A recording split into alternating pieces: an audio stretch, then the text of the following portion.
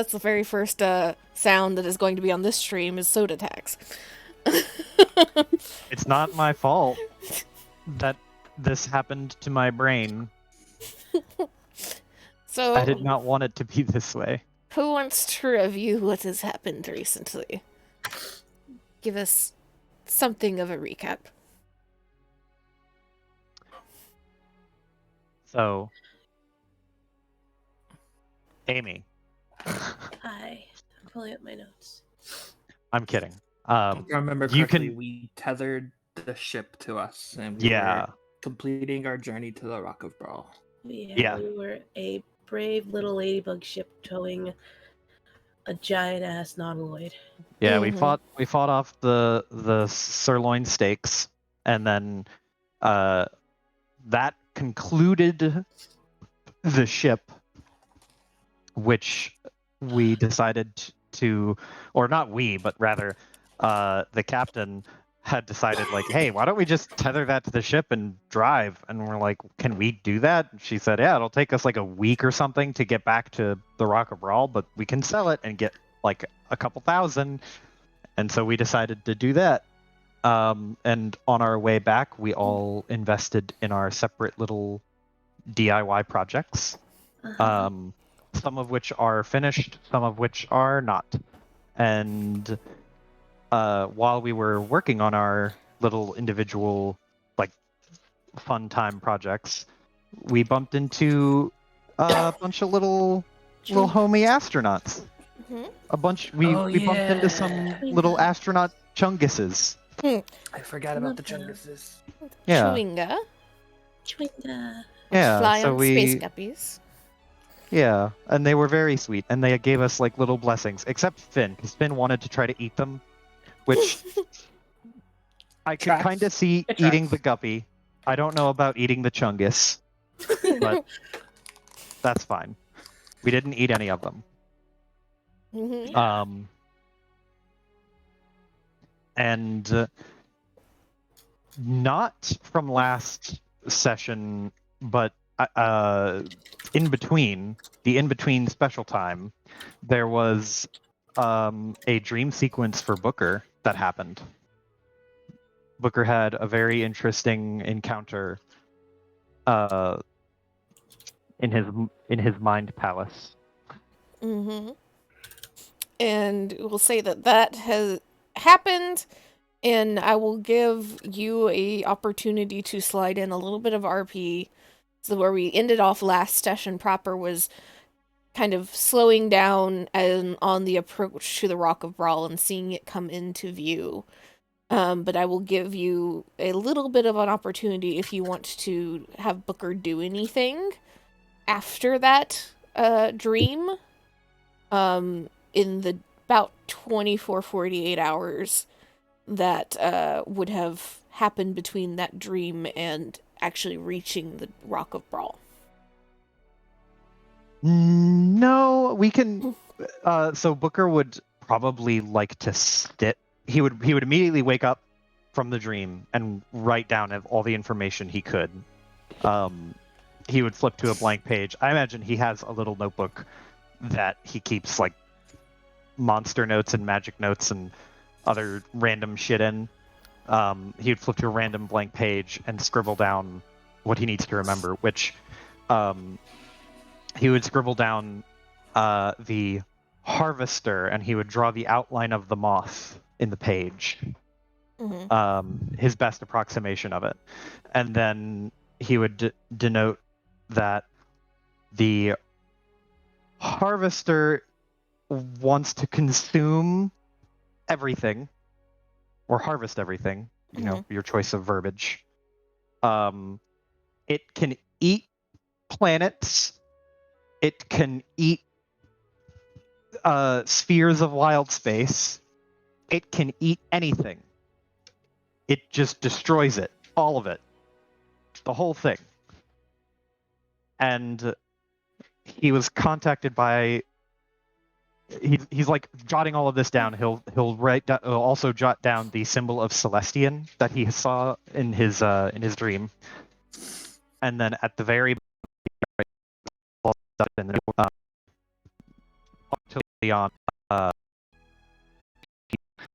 behind the tree, and then in quotation he'll write here after he wrote on his head.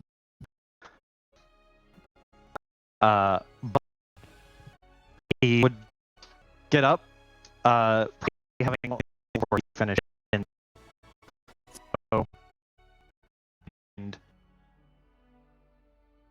So wherever he is. late into the night, on a very good night. On the Lady Luck. The place. She does that when she's bored, or the whole place. Yeah, so Booker will walk out, and he is dressed down for the evening, wearing basically just cotton shirt. He'll talk, hey, Lily, you're not super busy. Too busy for you, Booker. What can I do for you? Well, you've had a very you ever been contacted by like a thing in your dreams? And he kind of waves his hand around his head. She tilts her head. Oh, well, of course I have. Haven't you? Well, I'll chalk this one up to a first, but maybe it's the first of many. Who knows? Anyway, I got a message from someone for you. You were, I guess it's whenever we get to Brawl, but I was told to take you to the tree, and I'll hold his hands up and do the quotation marks around this. He wishes to speak with you. Do you know who this person is? This he? Oh, well, it is my patron, of course. Would you have told Booker about your patron at some point? This is probably a first. Okay. Because then Booker's, like, raises an eyebrow at that and your patron is, well, they're an affable type, right? Well, as about as affable as any aspect of nature can be.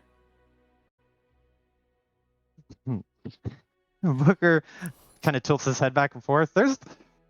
For some reason, the only aspects of nature that are coming to mind at the moment are ones that are very violent and powerful. Fair. Yeah. But he just shakes his head and just goes, right, well, just make sure you know. Not sure if there's a tree on Brawl that you're specifically talking about, or do you think it means like, well, oh my god, I can't remember the name of the thing. Is there a notable giant tree on Brawl of some kind? Not particularly. There are trees on Brawl. You have seen them. They're particularly in the middle and the upper cities, and you know that there's definitely trees around the palace itself. None of them that you would think are particularly holy or important. So you would kind of have the gut instinct that if it's something special, you have to find it or know Gotcha. who to ask. Gotcha. So yeah, Booker just kind of shrugs, just goes, I don't know of any special trees in particular, so if you do, that'll be better for you, I guess. But Well, you're coming with me, are you not? oh, well, yeah, of course. I just figured. We are looking for an oak tree, to be precise. What makes you say that? Well, because it is the oak with many limbs. It The is. oak with many limbs? Yep. That sounds so much more ominous. But Booker just nods understandingly and just goes, okay, The oak with many limbs. Weird, but sure. Have you been to this oak before? No, she would not have been. Not myself, no. But I'm sure I will know it when I see it, or feel it, or, there can't be too many oaks with large roots, right? Whitaker scratches his chin and shakes his head. I'm just hoping that's not on the underside. We'll have a whole fucking heap of trouble then. Oh, if we deal with the trouble, we deal with the trouble. Me and you can do all sorts of things together.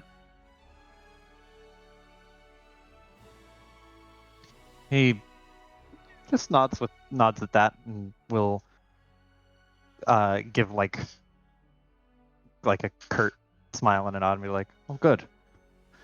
Now, if you don't mind, I have to finish this little bit of homework for Finn. I owe him." No? Is there anything I can do to help? I'm just about done. Not much of a chef or a cook or anything myself, but I can do a little bit of chemistry. Oh, well, okay then. I will meet you aboard, or I will meet you as we leave onto the Rock of Bral then. 2 fingers salute, and then he'll walk backwards and pivot on his heel and then go back to his room. And now there's no shot he's going back to sleep, so he's just gonna get up and start working on the last bit of project he has with that little bit of potion. I will say that though his sleep was disturbed, and he is, I'm sure, just shot full of adrenaline at the moment, it was not necessarily a troubled sleep. So he did come out of it relatively, not drained, not like frazzled beyond just frazzled because of what he saw. Thank God.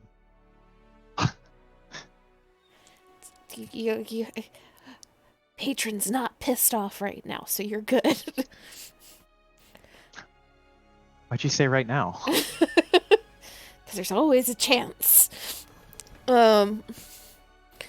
Are you going to want to try and talk to the entire group before you hit Bral, or are you going to wait until you get to Bral proper? He's gonna wait to get to Bral proper before he busts out the big news. Okay. So, we'll fast forward back to where we left off last session of the Lady Luck kind of slowing on approach to the Rock of Bral, and it is massive. This is, for most all of you, have been on Toril for, if not most of your lives, for different chunks of your life, and have seen some of the major cities. You've even, on the Lady Luck itself, have had to kind of dock near a couple of the major cities. And this is a city that rivals the largest on Toril. That would rival Neverwinter, would rival Waterdeep, would rival Baldur's Gate. And it is on what looks to be half an asteroid, floating amongst other asteroids that are a little bit scattered further off. These are all known as the Tears of Saloon. And in amongst these asteroids and around Bral itself, you just see more activity than anywhere else in wild space. You see ships coming and going. You see creatures from massive space whales and space sharks that are 2, 3, 4 times the size of the Lady Luck, to darting tiny little space guppies that shoot across and through the air envelope of the Lady Luck itself.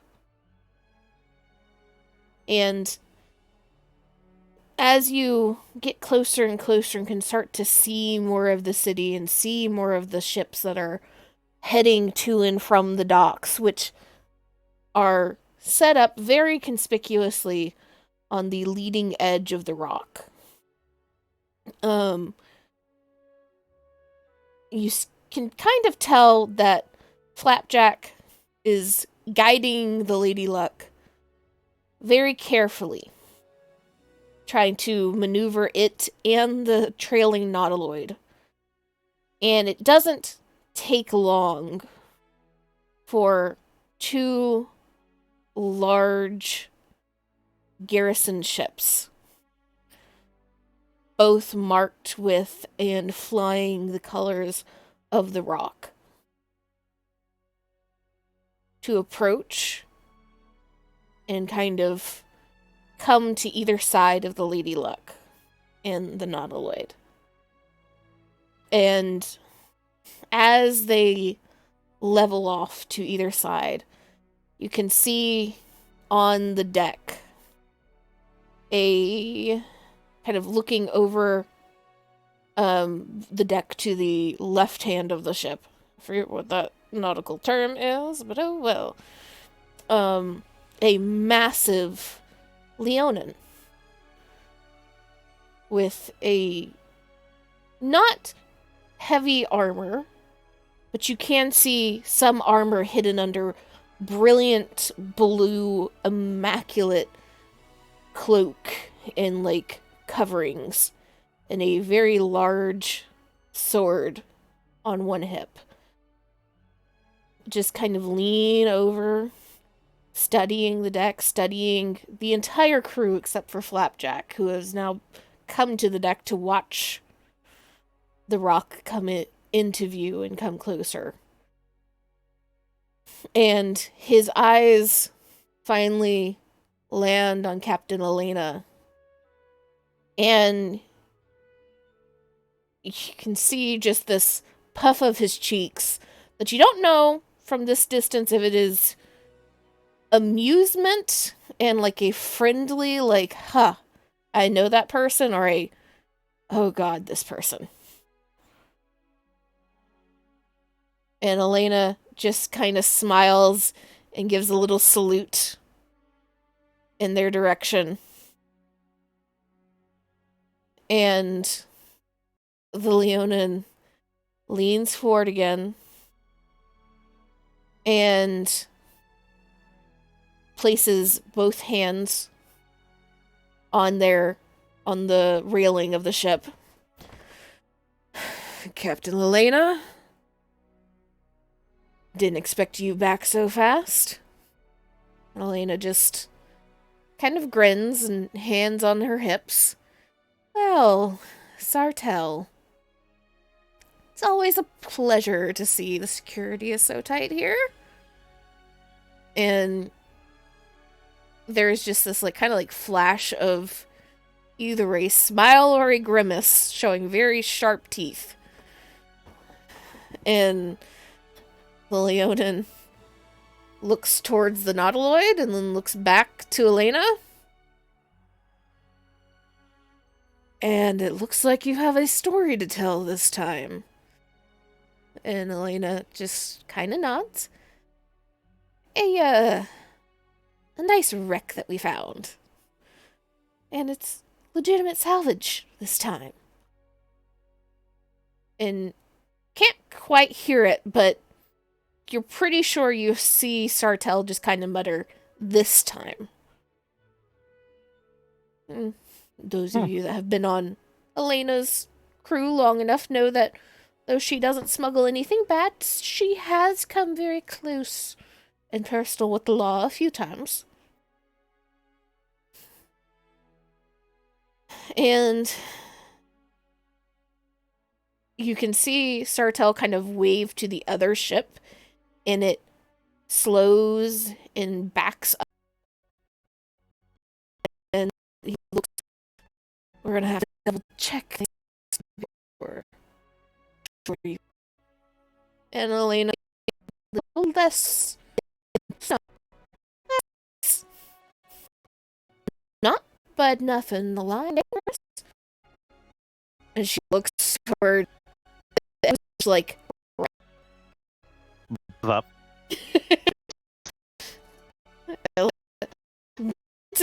kind of like just minimum amount of assurance to watching Cap get chewed out a little bit.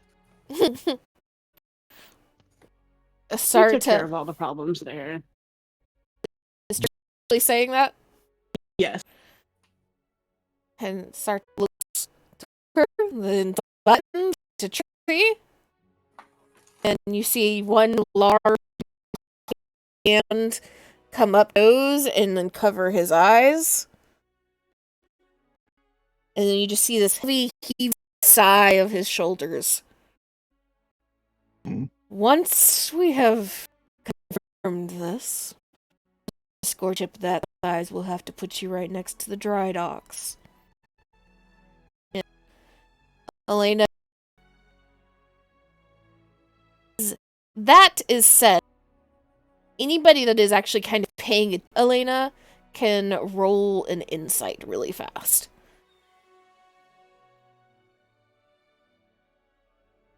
Let me see.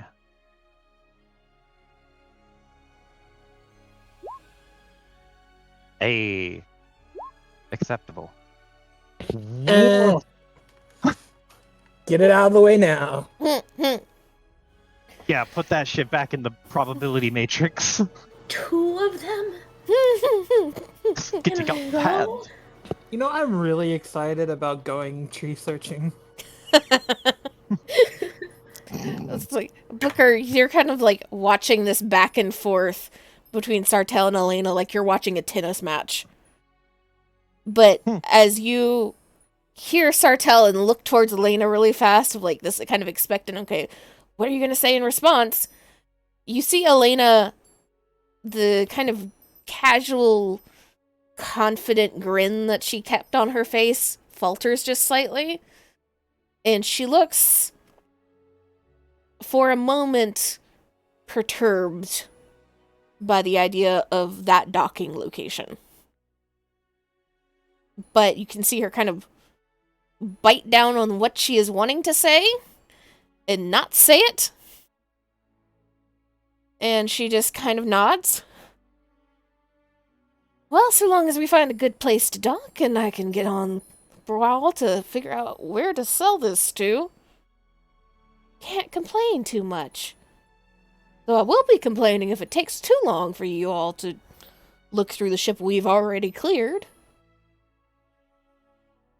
And Sartell just shakes his head and just kind of waves off the complaint. And you kind of see him puff up as he takes in air to kind of bellow out even though you're pretty sure he could hear at just a normal yell, but a very loud, "Flapjack, don't move the lady. Not until we're done." You just hear from down in the depths of the ship where the spelljamming helm is just a faint, "Will do." And Elena just shakes her head and kind of like throws her hands in the air. Other people ordering my crew around in my ship.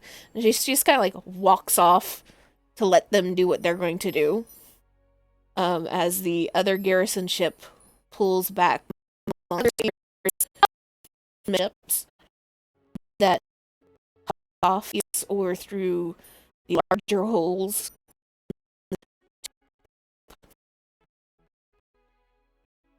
As Luke's there and waits to out dock with Bral. What do you want to do for the moment?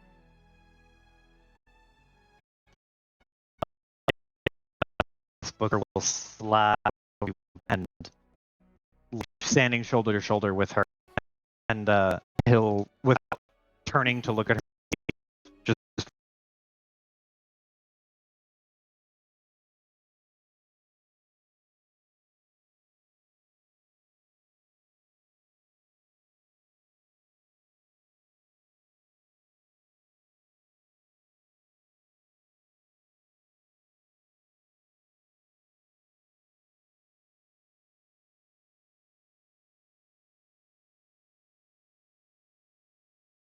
read some of this world knowledge stuff I meant to before I passed. There's a lot of stuff. Yeah, Hey, I'm back. Hello. welcome back.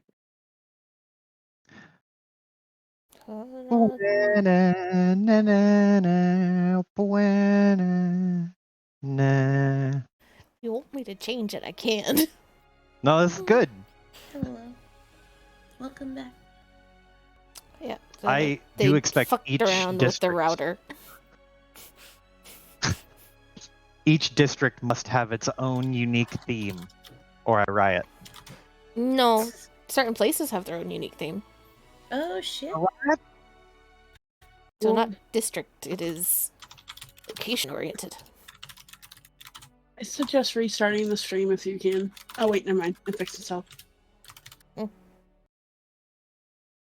Is it good?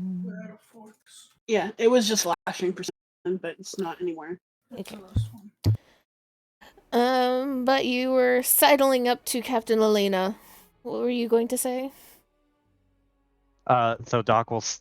Doc, fucking Christ! It's not Doc. Booker will slide up to the captain, elbow to elbow, and not look at her when he speaks, but he'll ask, "So, you good, Cap? You're looking a little green for a second there." And would you say Booker has tried to keep a fairly friendly relation with the captain, or has he tried to just stay out of her way? He's tried to be friendly enough, in the same way that you're friendly to your coworkers. You talk to them now and then. Okay. So Elena just kind of could see her like jaw clench for a moment and then kind of unclench. And she's standing on the upper part of the Lady Luck, hands just kind of resting on the railing as she looks out over the rest of the deck towards the rock itself, just kind of watching the coming and goings. You can see her fingers just tapping, very not quickly, just steady rhythm. And she looks at Booker out of the corner of her eye and looks back to Bral.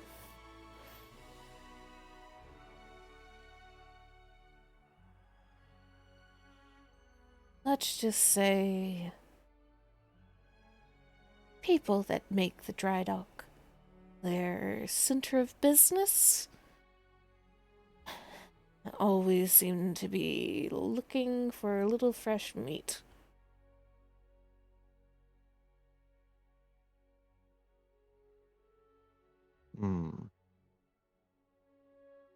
The dry dock that she looked at, is there There is only anything... one dry dock. I'll move you all here. Big map incoming. Oh, gotcha. And then let's do this. This.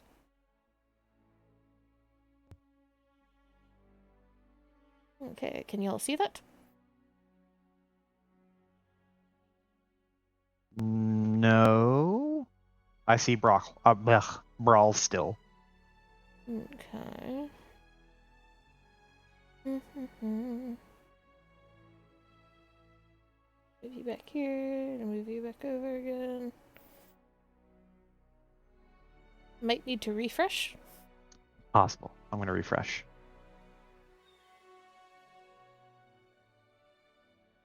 Oh, there we go. God, it's perfect. So, Nice. all of you that have everybody, because even those of you who have not been to Brawl before would know a little bit about it, and Button does have a very crude map of it. The docks that are the public docks are all on the leading edge of the rock. So at the edge that is essentially the point in the face of towards which it is moving. There are other docks on the underside, but those are 100% private military docks. Mm-hmm. And there is only one area on this rock, which is called the dry docks. And it is ostensibly, if your ship needs fixing, you're supposed to go to the dry dock so that it can actually be placed onto land and worked by people. And that is the giant kind of sandy area towards one side. Mm-hmm. And so Sartell was essentially saying that he was going to have to place the Lady Luck on the docks close to the dry dock. And Cap was given the stink eye towards the dry dock itself, or the Yes. area where we would be. Okay. So is there anything on the dry dock that is like, I don't know, that seems suspicious, I guess? Like, is there a single fat cat looking dude in a suit, like followed by two goons who's exchanging unlabeled boxes? Does he have a big cigar? I don't know. Does anything like that jump out at me? Booker has been to Bral before. So you can roll me a history or an insight to see if you remember anything that would be useful here. I'm gonna go with insight because I'm slightly better. 16. You do know of kind of rumors about Brawl. That though it is ruled by the prince, run by the prince, that there are kind of shady individuals and groups that are the true power. And though you've not really had to go to the dry docks yourself before, the Lady Luck usually avoids combat and avoids most things that would end up damaging the ship. You do remember conversations at the tavern and around the docks and in the marketplaces, a few times you have been to Brawl, of people just kind of muttering about one of those groups, either the leader or the leading group or an important person, something along those lines, being based out of the dry docks.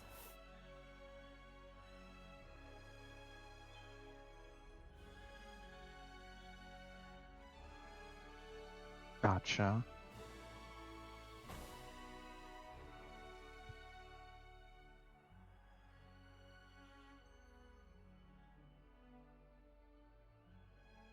Hmm.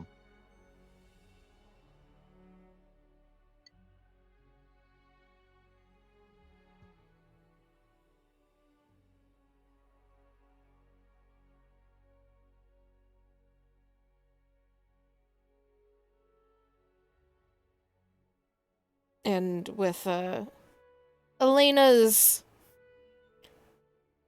reaction and kind of general demeanor at the moment, you're pretty sure that those weren't just rumors now. Mm-hmm. Okay. So if that's the case, and she's kind of given this like the stink eye to the dry dock, Booker, his eyes will dart around the dry dock, not really latching on to any one thing, but he'll say to the Captain Elena and say, "Should we be concerned about something? Like concerned as in keep somebody on the ship concerned?" stick together concerned. And Elena just kind of sighs and shakes her head and rubs, one hand kind of lifting and rubbing the back of her neck. No, we're all going to be fine. The lady's going to be fine. They're not that stupid. They're just going to want their cuts. She kind of like turns towards Booker as she says that, with that very kind of sour look as she says that. And Booker does, he like kind of moves his jaw back and forth. How much of a cut are we talking about here? Depends on how much fresh blood he's smelling in the water. Booker just nods. Well,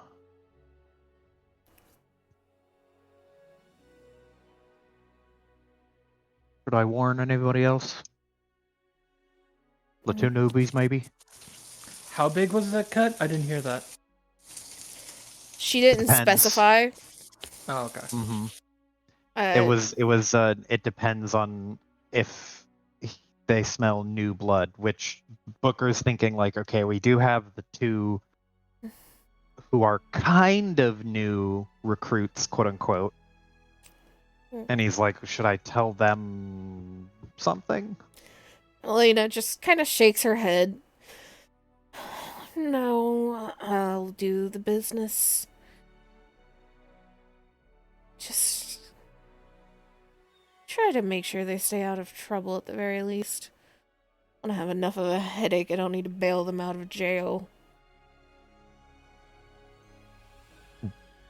Booker just kind of laughs and nods. I'll be sure to keep him out of the stockade for at least a day.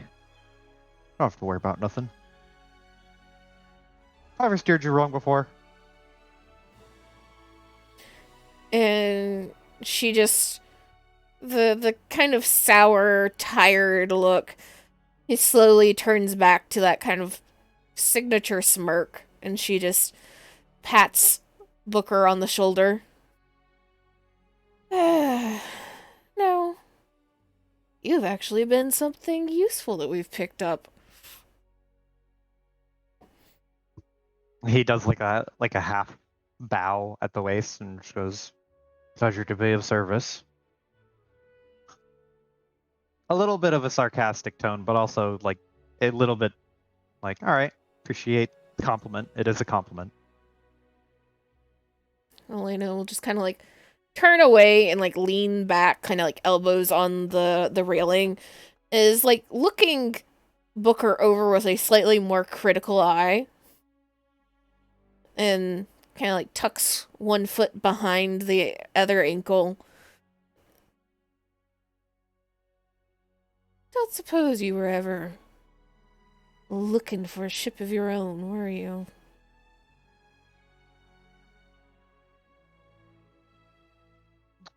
He looks out.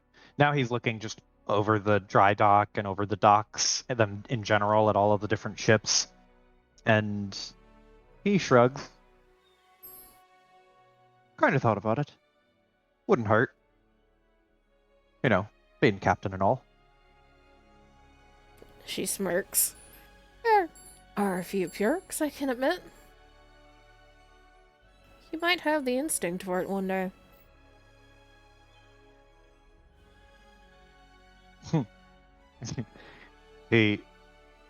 There's like a snort at the one day comment, and he just he'll nod. Like he does agree that I'll be the one day, just like, oh, maybe someday you could wear the captain's hat. But he, in a very consolatory gesture, will like just shrug and nod. Maybe someday.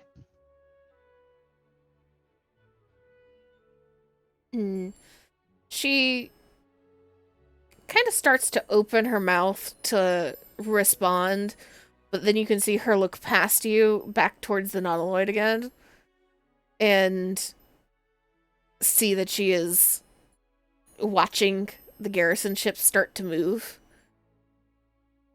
And the one that does not have Sartell immediately kind of veers off, heading towards other Spelljammer ships that are starting to kind of slow down and approach the Rock of Bral from various directions.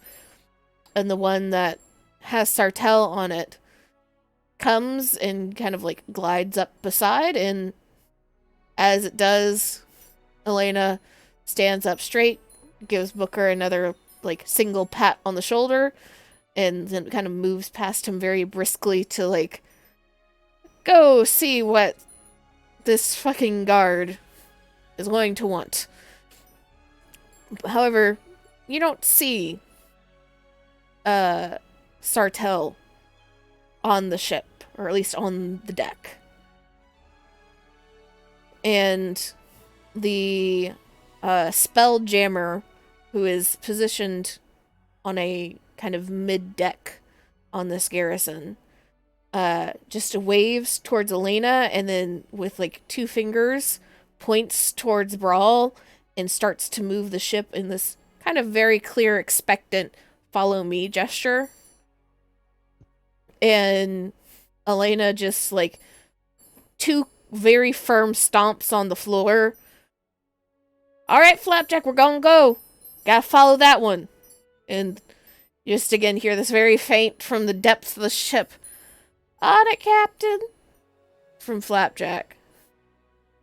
As the Lady Luck slowly starts to move, and again there is that moment where you're not quite sure if the Lady Luck is gonna be able to get this nautiloid moving again, but with a few tugs, it finally starts to drift, and the Lady Luck follows along behind this garrison, and they follow, or they lead the ship to one of the furthest docks on Bral. It is damn near on top of the dry docks. And Finn, Lily, and Booker, roll me perception checks.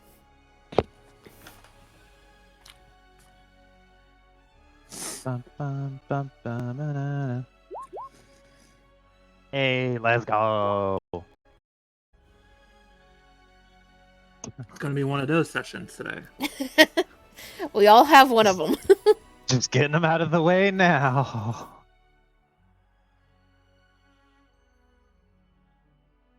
Cody. Yes. Sorry. Wanna. Mhm.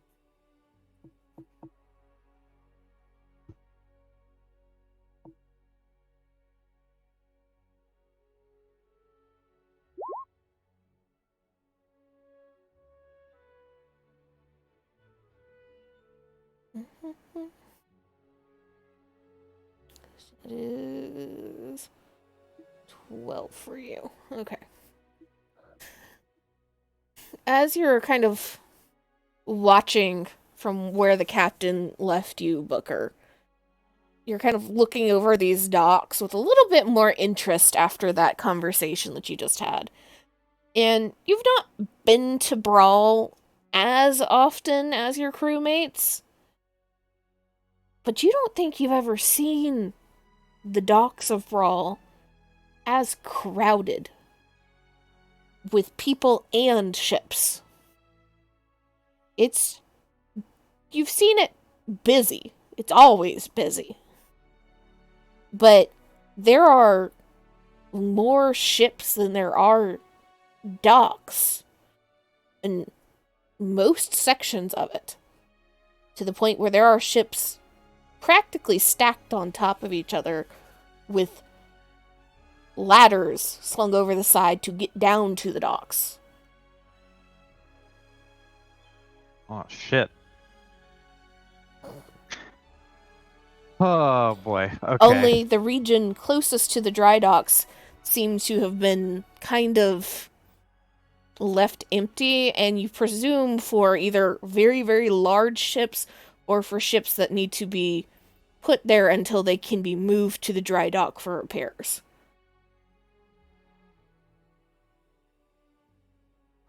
Ooh.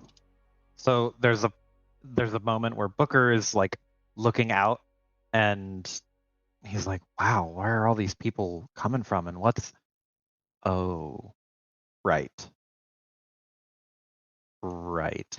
And he has the sudden reminder of, "Boy, still have to have that big conversation with everyone, huh?"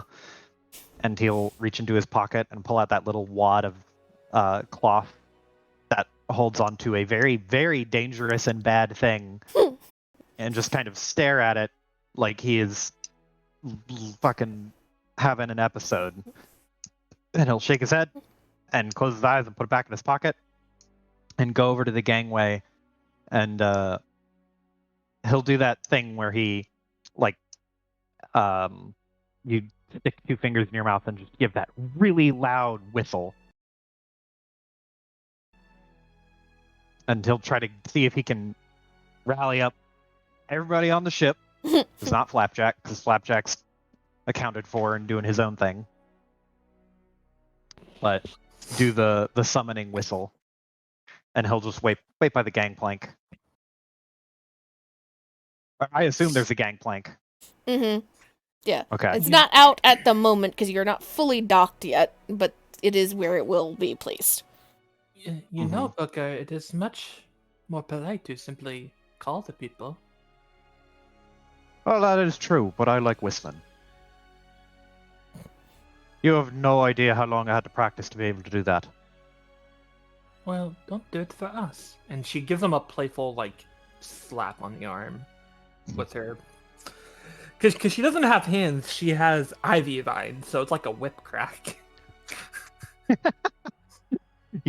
You whip, like, give Booker a little whip, and there's a moment where he's like, yeah, okay, haha, and then there's like a flash across his face that is like, there's like, Booker doesn't have a,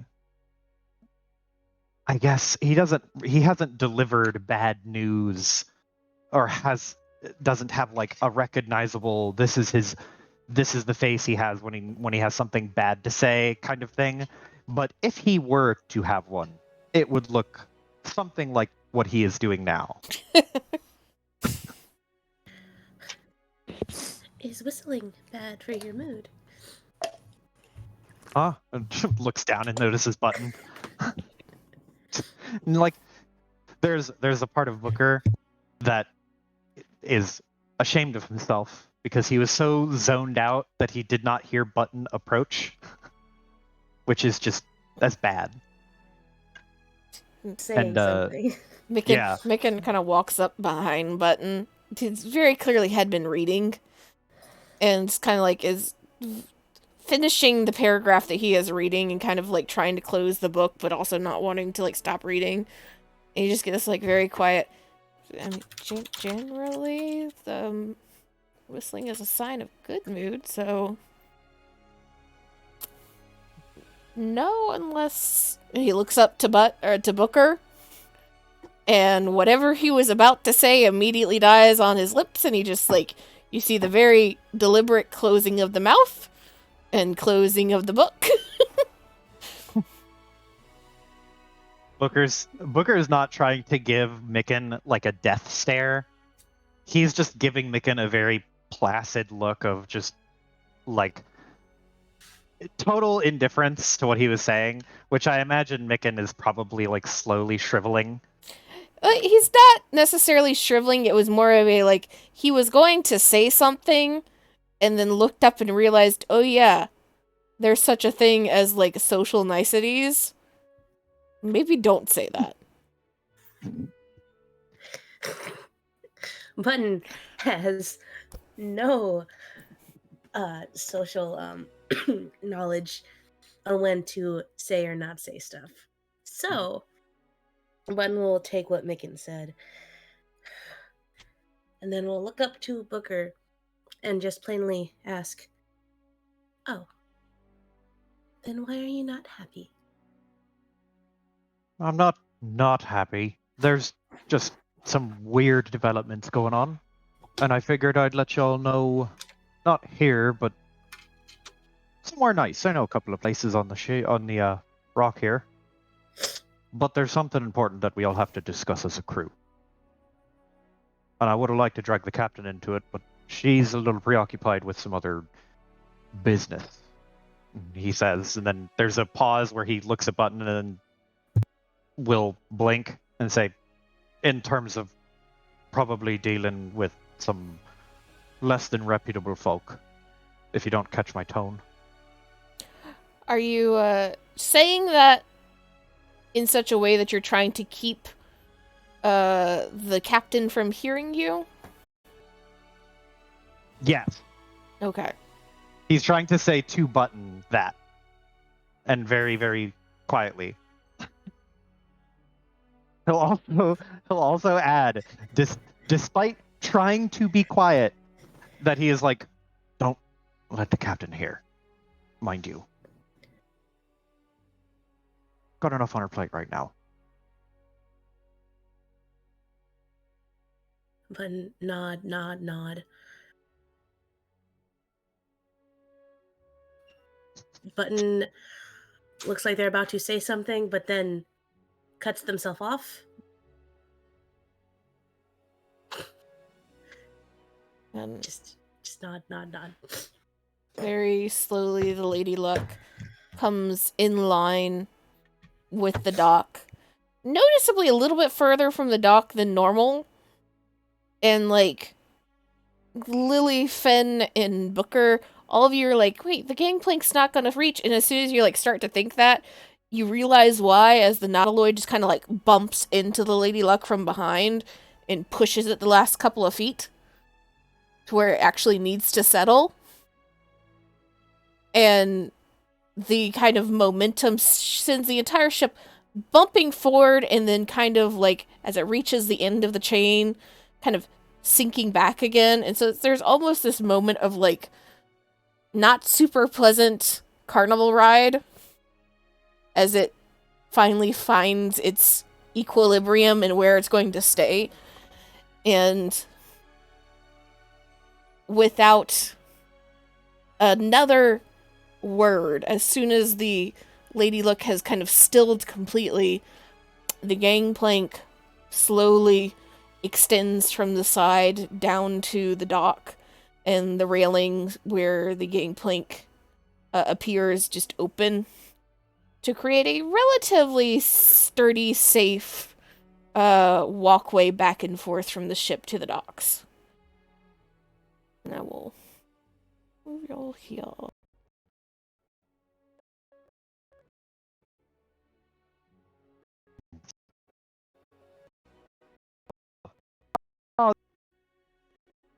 Just always end up with a direct lighting, so I have to turn it off. However, but it is tight. Hundreds and dozens up to hammerheads, up to galleons.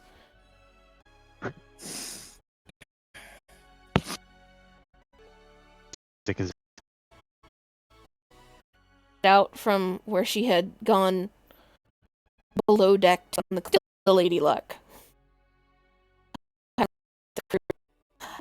To go have some fun tomorrow and anything.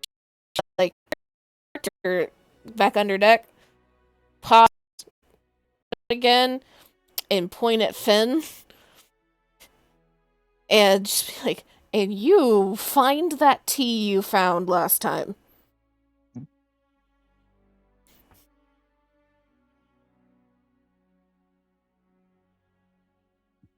Cody? The same tea? And she nods. I'm near about out, and I'm going to throw somebody overboard if I don't have it.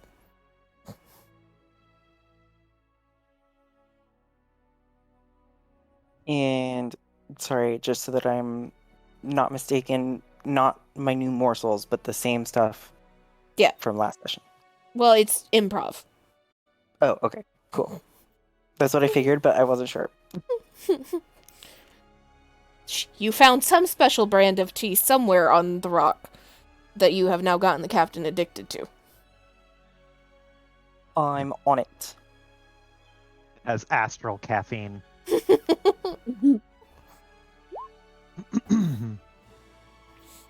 And as Finn agrees, she just kind of nods and disappears back under deck again. Confirmed the captain is addicted to boba.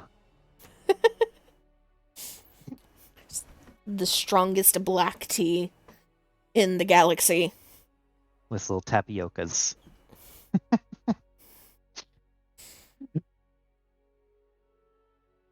All right. Well, if y'all are ready, I know a couple of good Go. places. What? She completely cuts you off and like flutters down the like does a jump off the ship onto the deck of where like the dock. He just blinks for a second, just like, did you say no and then just jump? Let's go, is what she Oh. said. I thought she said no I heard and no then too. jumped. I also And I thought was like, you said no too. It's like, oh, I heard no as well. Iris is cranky. What is she cranky about? Sorry. No, I thought it was funnier that it's just like, no, and then goes anyway. I'm not ready. You can't tell me what to do, Mom. Bunny's gonna pull out the partial map that they have. Could have been on the Rock of several times. Take places. That button on the. So We just get up on a there and get drinks. I've heard so much about it. Like I've been kind of Are curious. you going to go fight in it? I mean, if you want to. Me and Booker have our own engagement. I would say we travel. Let's. I hope Trixie is talking and like gesturing that she didn't really pick up about on the conversation that y'all had on the ship. We will have to have our little conversation probably tonight at the inn, Booker. Trixie What? very much craves violence. Wait, Micken just like, it's like following at the back of the pack, and you just see him like stretch his head just a little bit. Trixie? Where are you going? Trixie. Yeah.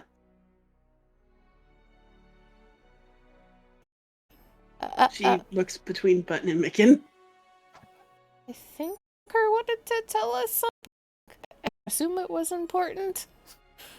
Kind of looks back to Very Booker. important. But, like, has one hand on his hip and will be like, yes, it is very important. It involves all of us, the whole crew.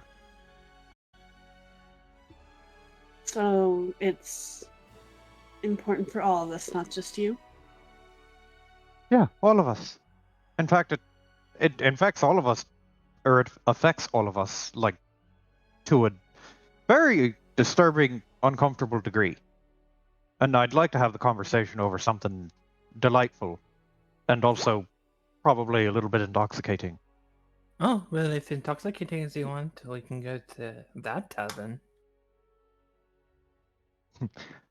Booker opens his mouth and then, like, he opens his mouth and raises his finger and just goes, which one of those taverns is that tavern? Because there's a lot of that taverns here, at least in my opinion, more than one.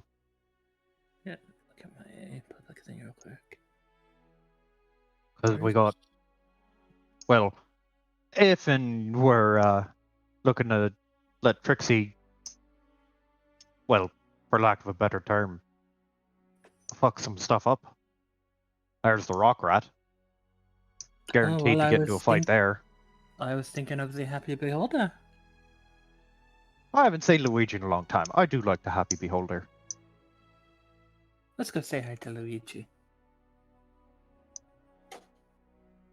We'll get you your fight, and he'll pat Trixie on the shoulder, like one real good firm, like not meant to be like a strength thing, but more of like a I heard. Trixie had a slight concerned look on her face when Booker was saying, like, yeah, and it includes all of us.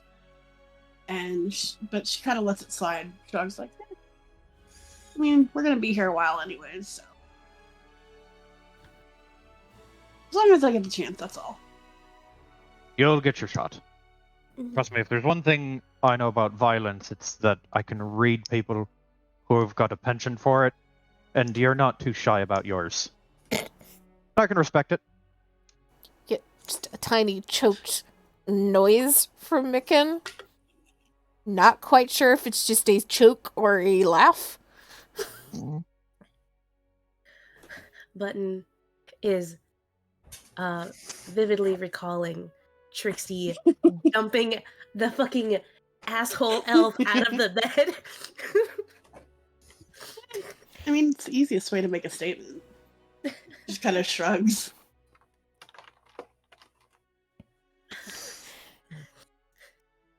Button will raise up their hand. Be like, I would also like to stop at a certain places here. Whenever there is time. Sure. There's lots of places we need to stop by. Guaranteed we're probably going to end up hitting both the greater market, or the great market and the lesser market. Shopping's always good. True. I do have this bag, and he'll hold up the bag of aberration or abnormalities, and he's just like, yeah, this is a dangerous little doodad that I'd like to see if there's something we could do with it that isn't just make life worse for one of us. Probably someone in the great market, antique collector or something. I think I would agree with that.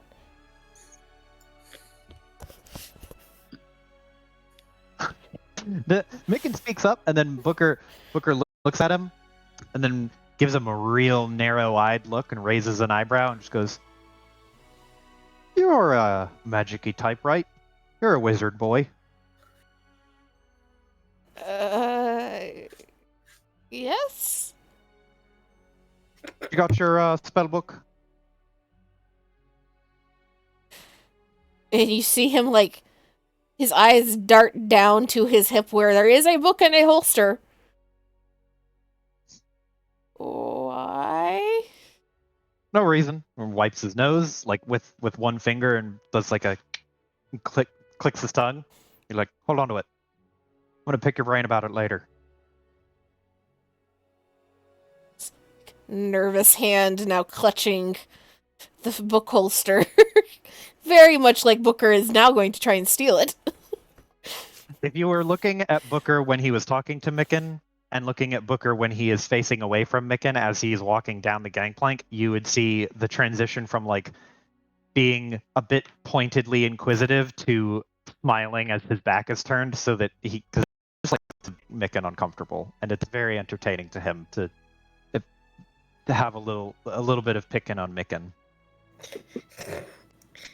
Button's gonna pull Micken's pant leg. Get He'll- his attention. Yeah, he looks down. He will not steal it. I will not allow it. Pat pat. Okay. Don't worry. Won't let him try. If he tries, he will regret it. Pat pat. Yeah, Trixie pats his shoulder, Button patting his Pats like his knee. leg. Yeah.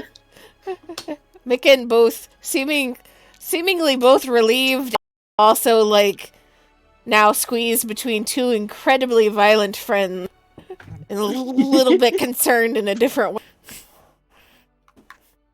Thank you. Okay. What are friends for? Button is going to take out some rope. Take out some rope. and they're going to make tie a portion around their waist, Uh-huh. and they're going That's to look to disgusting. the group. And probably, well, Booker already walked off.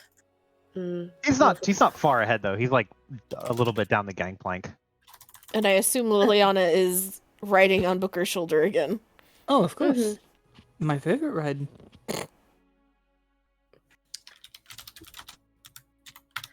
Okay, well, he's too far for this. Okay.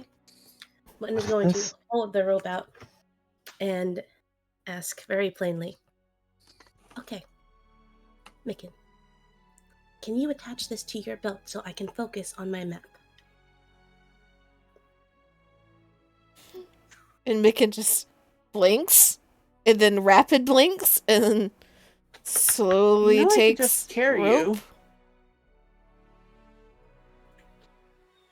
you. Looks at Trixie. Looks back at Button. I don't know what to do now. Is processing. Turn to Trixie. He was like, are you sure? I mean, I've done it 1,000 times already. What's one more?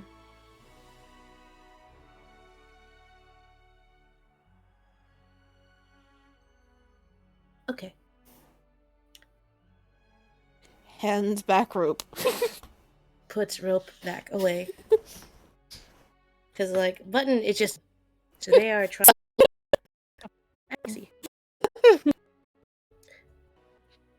That I might... Okay. Booker... Conversation? I'm kind of confused right now. Let me know what they're doing. Trixie will pick up Button with her upper arms and use to kind of make a sling, if that makes sense. So you're essentially sitting on Button. Trixie's hands are together, kind of interlocked, at the stomach area, and would be sitting at her stomach area, essentially. Fair buttons off by Trixie. Okay.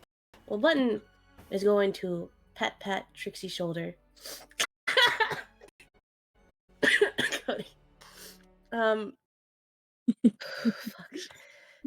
Hey, Z. No. Pat Trixie's shoulder. Please try to stay with... Oh, of course. Don't worry. Button knows, Trixie.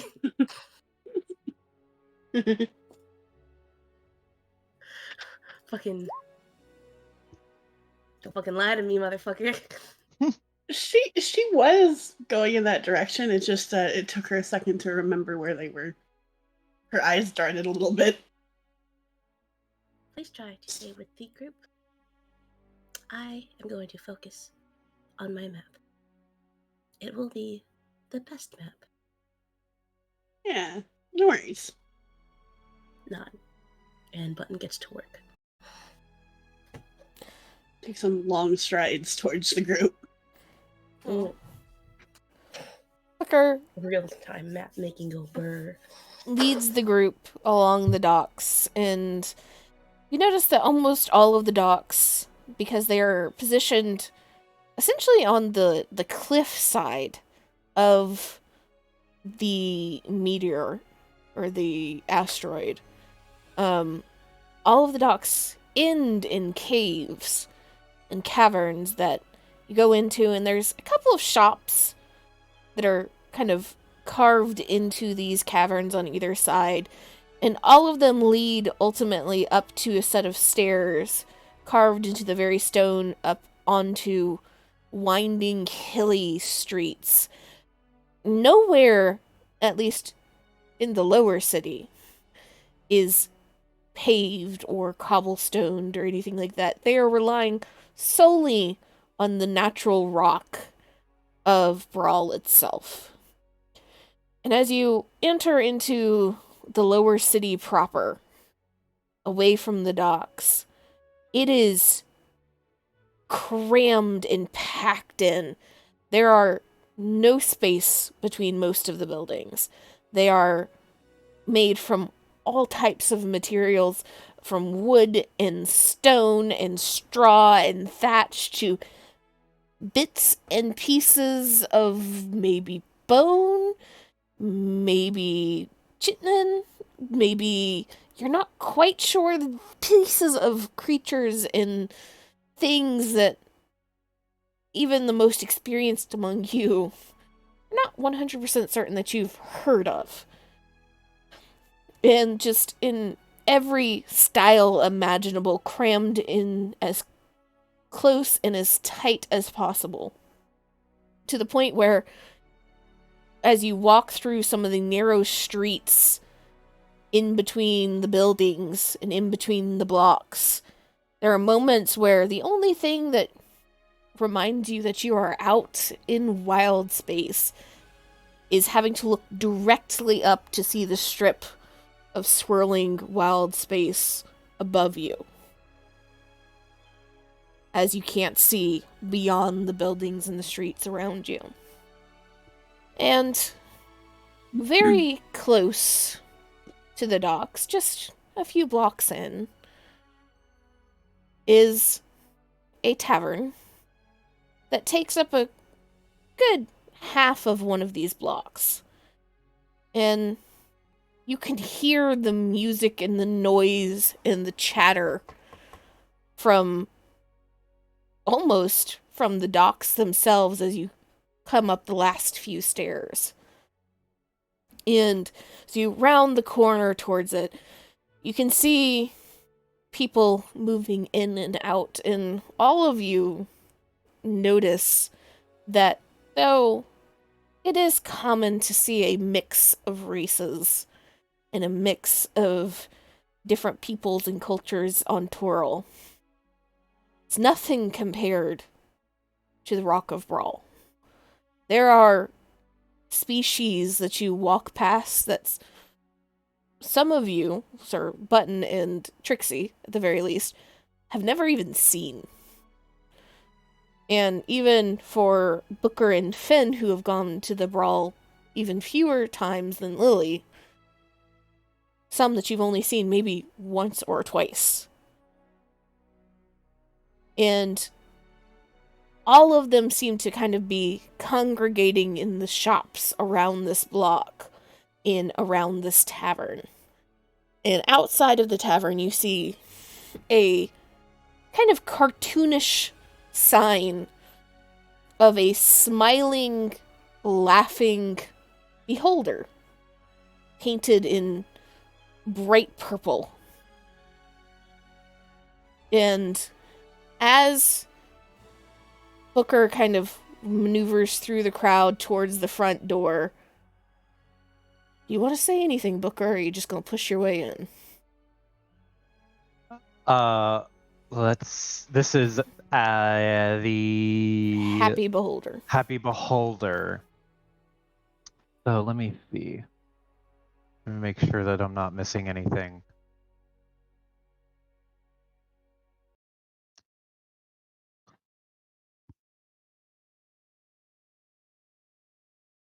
Yeah, so Booker will like put a hand on the door and then stop, and he turns to the group and opens his mouth, and he will his eyes look over the group, and then they stop at Trixie, and he will say, "So, fair warning.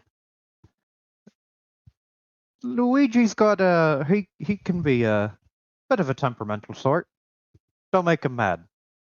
Not that I think you would, because you're all responsible people." Looking at Trixie,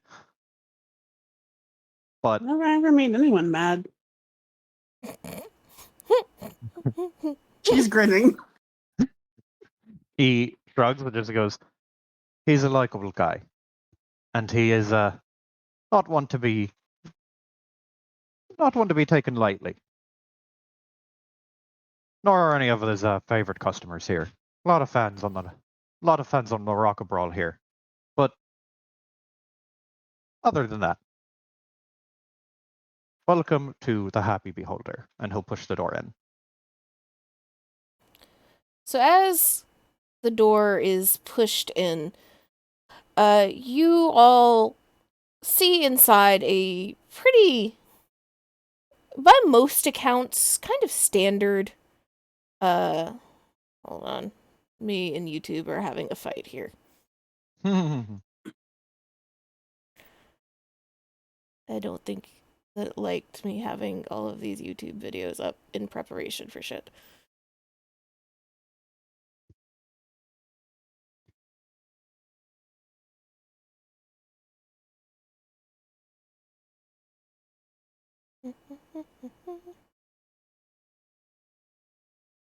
This is fine. It gives me time to futz with my inventory because I've got so much fucking garbage. Yeah, if anybody needs to take a quick potty break, drink break, something like that, we can throw that in right here. Well, me and YouTube have it out. I want this ambiance.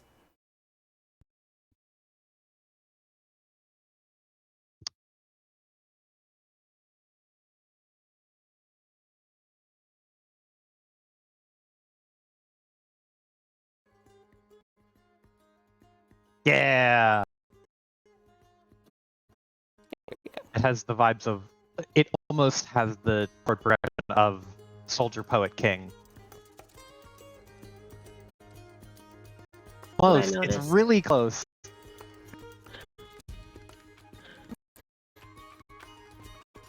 That the music is kind of working. Let's say decide to buffer. There's I'm present. I'm here. okay. We'll just continue then.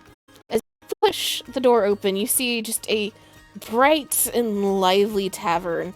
It is made 100% of just warm, rich wood, and just packed people laughing, and there is at least different types of music that you can hear from different areas of the tavern. And there is one side just a massive fireplace that is roaring with fire that is lighting and heating this entire room. It is warm enough that you almost feel like it might be just a shade close to maybe a little uncomfortable with the number of people there. However, the liveliness of the tavern itself just kind of overcomes that, and you all are immediately swept inside. And as you are swept inside, you see a interesting sight at the far side of the tavern. A large, floating, purple beholder floating directly above a table. Oh, Jesus. All eyes focused on a couple of women that are sitting there, very clearly talking to it. And it is actually seeming to smile and nod along with what they are saying. Nobody around is at all disturbed by this figure. And you can see it, though you can't hear what it is saying, you can see it open its mouth and respond, very clearly carrying on a conversation.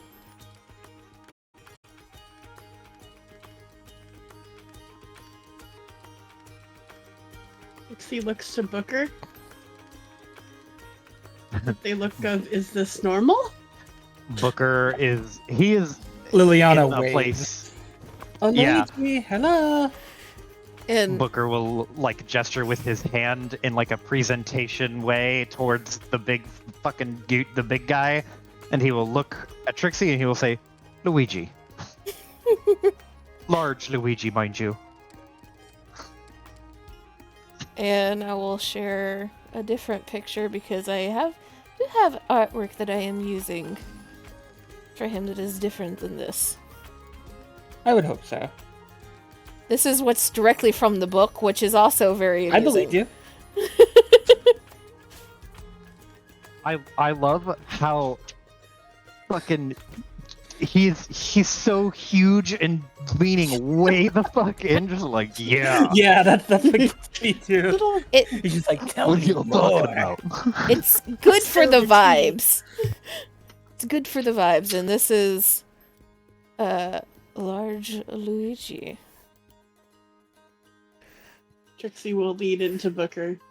Thank you for the warning. And as you all enter and Lily kind of sits up a little bit and waves in that direction, you see one of the eye stalks slowly turn and lift above the crowd, kind of looking and looking and looking and then stopping as it sees the group. And then you see another eye stalk. So there are now two. And then the first one starts scanning the crowd, and sees something, and both of them start waving, and you kind of follow the direction that they're waving. There is a table at the end of the room that seems to have seats for the party. Oh, we're lucky to get a table to ourselves. Booker's gonna grab, like, very push Trixie on the shoulder and be like, It's true. Let's go, go, go. Alright. And I'll put... Booker does one, like, backwards to see if the smalls are kept, like, following. I'm not too concerned about buttons.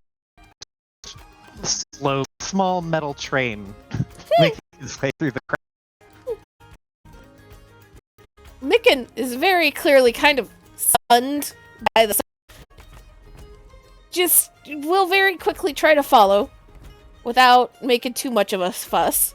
Let me do this, because I did not make a token for large Luigi. And you all see the table. It is mostly clear.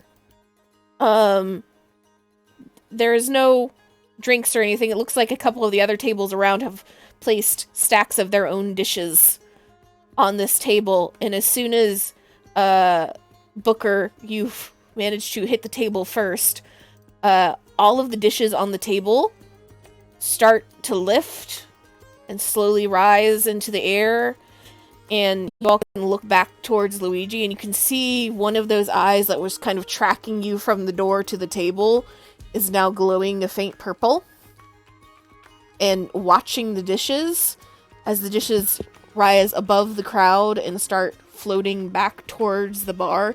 And you can see a couple of just kind of harried barkeeps there trying to keep up with the chaos. Not upset, not frustrated, smiling, laughing, talking with the customers, but they do not stop moving.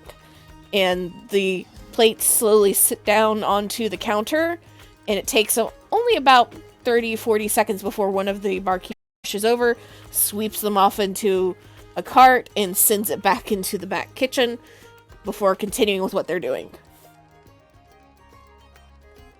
And Daggers, the plates lift in the air, and Booker watches him doing this while he's, like, also doing all of the other things he's doing. And just gives him a 2-finger salute, like, thanks, bud. And you all settle there, and it takes a few moments, but before long, there is a looming presence that comes over the top of Trixie and Micken as Luigi makes his way over. And immediately there's just this bright, toothy smile stretches across his face as he looks towards Booker, Finn, and Lily.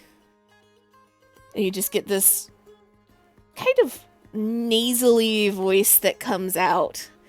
Oh, there you are. It's been a while. It's so wonderful to see you again. Oh, you too, Lily. It's been a long time. I was wondering if you'd been just lost out there. That would have been tragic. Oh, wasn't wondering. I knew you weren't, but still. I'll give him. Yeah, watching this the whole fucking place, Booker nods to Lily says, and be like, yeah, you've been really popping off in business. All those ships in port. That'd be pretty good for you, yeah.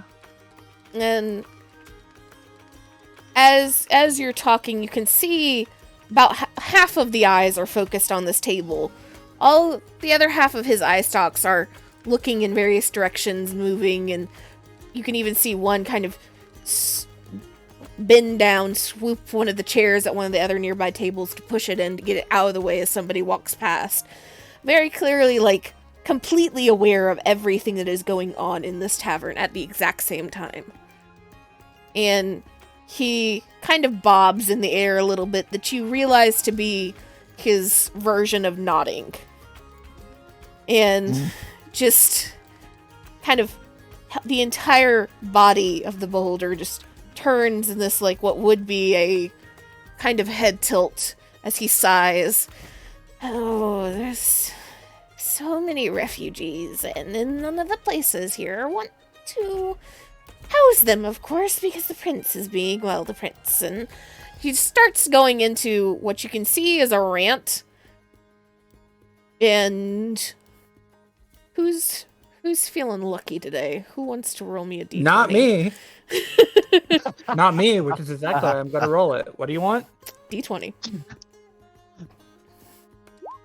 I mean, I do Hey! in fact have lucky. But that works. So, as he's seemingly building up into a rant, there is a little bit of commotion to the other side of the room. And you can see that a couple of less than savory sorts that you assume to be sailors at one of the far tables have somehow upset a barmaid. And she seems to be very angry. And you heard this, like, little yelp and a, "You all need to stop it," very clearly, kind of arcing out across the tavern. And almost every head in the tavern snaps in their direction. Luigi does not look, as one of the eye stalks that was focused on all of you lifts directly above his head, and you just see a beam streak across and hit both of the sailors, and they immediately turn to stone.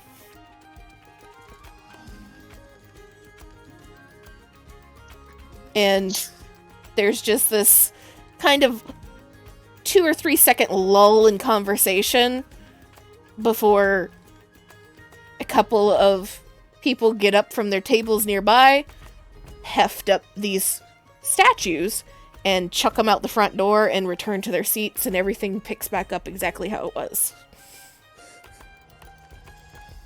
And that eye that watched, that eye that turned and shot the beam, kind of lowers back down and is now in between Micken and Button, kind of looking over both of them very closely. Uncomfortably close, to be honest. Another down by Trixie. And who are these? I don't think I've seen any of you before. Let me guess. Toril? Toril, yes. Yes, Button as always. This here is Button. She's a little small but very curious. And this one is Trixie. You can just hear this little hum kind of thrum out from Luigi. Yeah. I hope you all liked Bral. This is your first time here. I'm assuming it's your first time here if I've never seen you. Generally see everybody that ends up on Bral. Yeah, I've heard of the rock, but never been here myself. It seemed pretty amazing from above. No place like it in the entire galaxy. And as he says that, you see slowly coming above his head and then lowering into the center of the table is a tray full of beers, or at least alcohol, I should say. Very clearly set in a specific direction so that the preferred drink for Booker, Finn, and Lily are on the tray and in their direction. And 3 just plain ales for the moment in front of Button, Micken, and Trixie. Thanks. You're really on top of things. Oh, well. You have to be to run this place. They don't call me the all-knowing one for nothing. And you get this like little kind of chuckle, kind of giggle sound out of him. Kind of sounds a little crazy. Though also any laughing sound from a beholder probably sounds a little crazy. And he starts to float around the table back behind the Lily and Finn and Booker, just kind of moving, and you could see his eye stalks continuing to focus in different directions, doing different things, responding to various stimuli around the tavern. What brings you to Bral? Weren't you supposed to be on a run of sorts? We just finished, actually. Came back with a whole heap of goodies. Figured we'd hit up the markets, maybe turn a profit. Yes, we brought back an entire Nautilord ship. Oh, it's been a long time since I've seen one of those. Is it in any condition to fly? Oh, yes. Not quite. It needs a little bit of love and care, but it could Well, be. it will be. The auction for that should be very interesting then. Booker like nods and does like a little toast with his cup, and he'll just be like, "Here's hoping." And Luigi, you get that kind of giggle chuckle sound from him again. And you actually see a tankard kind of lift off of another floating tray and will float over in front of Booker's and tap it to then just kind of get tossed back. It looks like squirting like a couple of drops of water into this beholder, but he drinks it all the same before the tankard slowly floats back towards the bar and kitchen.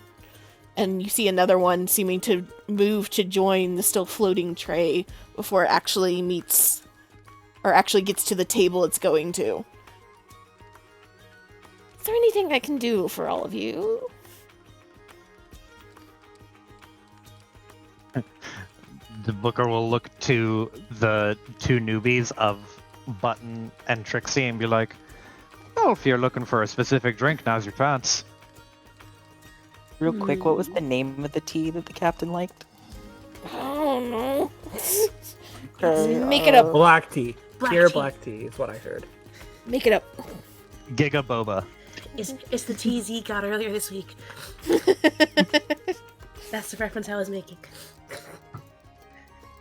You wouldn't happen to know where I could get my hands on some pure black tea, would you? And you see the entirety of Luigi kind of tilts again, and one of his eye stalks immediately comes down to be like eye level with Finn, which is like half of Finn. Even though he, like, the rest of his body is behind Finn. And you can hear this kind of like little rumble hum. There might be some in the upper markets, the great markets. I don't know that we've gotten a shipment of it in recently that I know of. Though Miss Sandyfoot might know some. Thank you. You will be stopping in there, won't you, before you leave? Oh, actually, large Luigi. While we're here, I do have something I want to ask you about. Have you Indeed. heard anything about a oak tree gaining some sentience or perhaps a following as of late? And the eye that was beside Finn just shoots over the top of Finn down to the opposite side of Lily. And again, taking up almost the entirety of Lily. And Luigi just could see his mouth kind of close for a second, and his main eye squint very slightly. Oak tree. Well, there's not an oak tree that's been talked about, but there is a druid of the oak that has been talking. Or in and around the religious sector. Druid of the Oak in the religious sector. Booker will jot that down on a piece of paper. Well, that's got to be him, I believe. It's not technically a tree, but about as close as you can get to a tree without actually becoming one. I would It's true. Druid, I like that. take a look on the main street of the Temple District. Last I heard of him, he was making something of a name for himself there. Thank you very much. The eye immediately shifts because now it's between Lily and Trixie. The eye stalk immediately turns to Trixie instead. Anything you need? I mean, you got anything fruity? Fruity.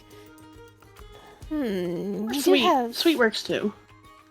Well, we can do both. You wanting maybe some blueberry wine? We also have some strawberry tarts. Quite lovely from the bakery in the Middle District. I'll take both, if that's cool. Got him. You have the gold. You can have all the food you want.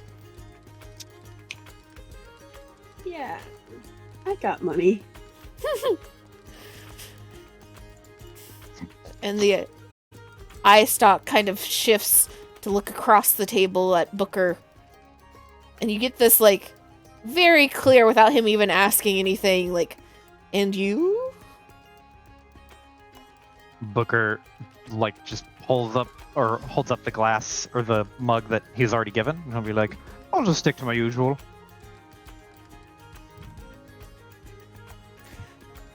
And the eye stalk will kind of retreat back as another one extends, kind of wrapping around Booker to look at Button a little bit closer. Like, underneath, like, not touching them or touching the hat or anything, but, like, angled up underneath, kind of curiously. Hello. Anything that you need, little one? Unfortunately, no.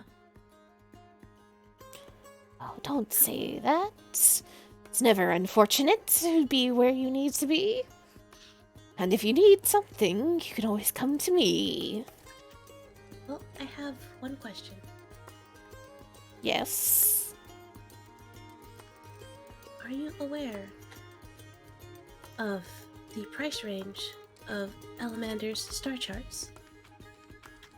Salamanders. Oh, it much depends on what star charts you're looking for.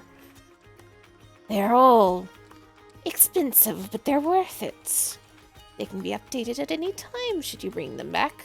No charge. Think cheapest you might find starts at 150 or 200 gold.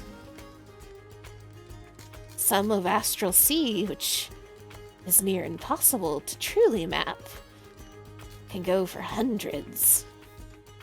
They're well worth looking at, even if you don't buy them. nod. Thank you.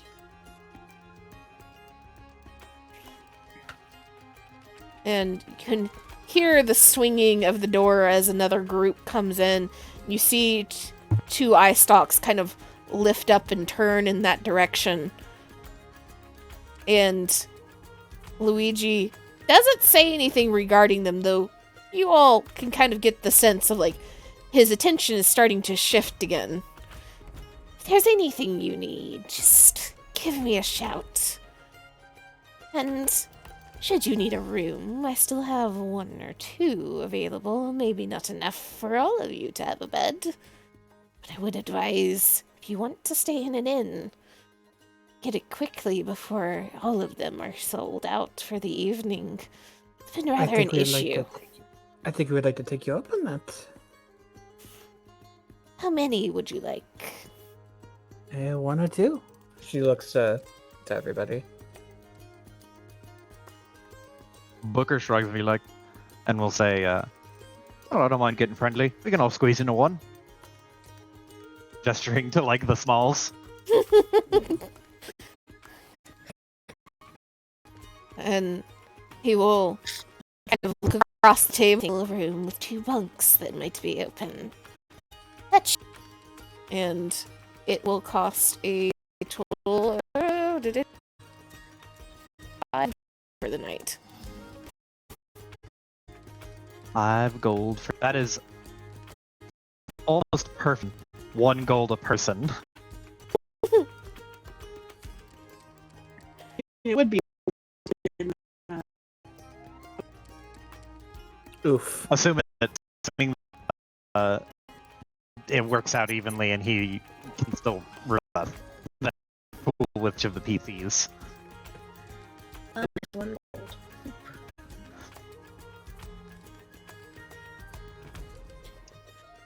And as you all offer up the gold kind of slowly lifts out of each of your hands as you take it out and kind of starts to float in a nice neat stack at the very center of the table.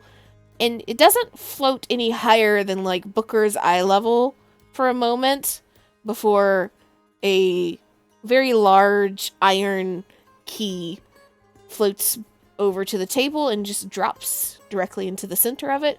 And as soon as it hits the table, the gold goes flying off towards the bar. And you see it disappear into the back.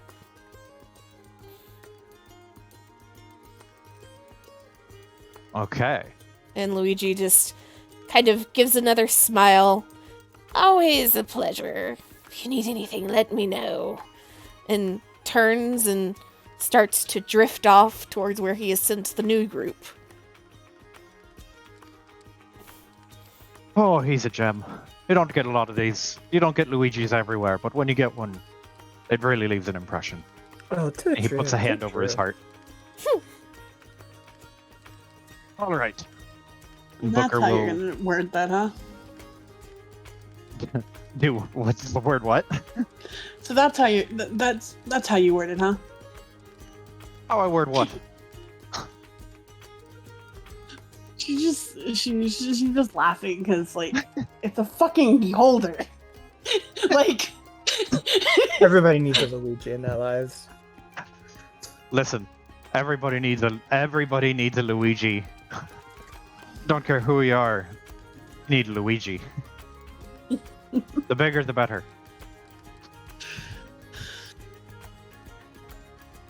But he'll point to Trixie, like kind of lean on the table and put his elbow down, and then point to Trixie and be like, "But I didn't want to tell you he was a beholder because I wanted to see the look on your face when you watched him floating around table to table, big as he is." I think I saw their faces go pale for a moment. what were you expecting? That To be was honest, just satisfying to see it. last beholder we saw was it Mind Flayers? I can't remember. It was Beholders. It was It beholders. was Beholders. Yeah, and the it was last on. Sorry, good. yeah, the last beholders we saw were trying to kill us. So Not a good experience. Makes sense. The last ones we saw were on Hikatha. He, like, eyebrows go up, and he was like, "You were on Hakatha? Whatever for?" Because Booker wasn't there. No, he wasn't. That's why I mentioned it. It was just a little excursion we went on during our school days. Top of our class. So you're Leaning telling me back. a bunch of students went to Hakatha when you were in the academy? Yep. All three of us. Micken nods slightly. We had to go pick something up. Heavens to Betsy. It's like they were trying to get you killed. But y'all made it out, which is more impressive to me. So, okay, on to the topic you wanted to speak about? Oh, yep. Suppose it's about time we got down to brass tacks. Alright. And he'll, like, kind of scoot a little bit and lean up on the table. And he puts both elbows on the table and then reaches into his pocket and pulls out a little cloth thing. And before he unwraps it, he sets it down in front of him and will take a drink, and then he'll kind of do this, like, huddle up gesture, just like, alright, bring it in. This is some sensitive shit. Trixie will put a finger up. What? Something we can. Is this a type of conversation we can have in public, or should? This is the type of conversation you have in a place where the noise drowns you out. She nods.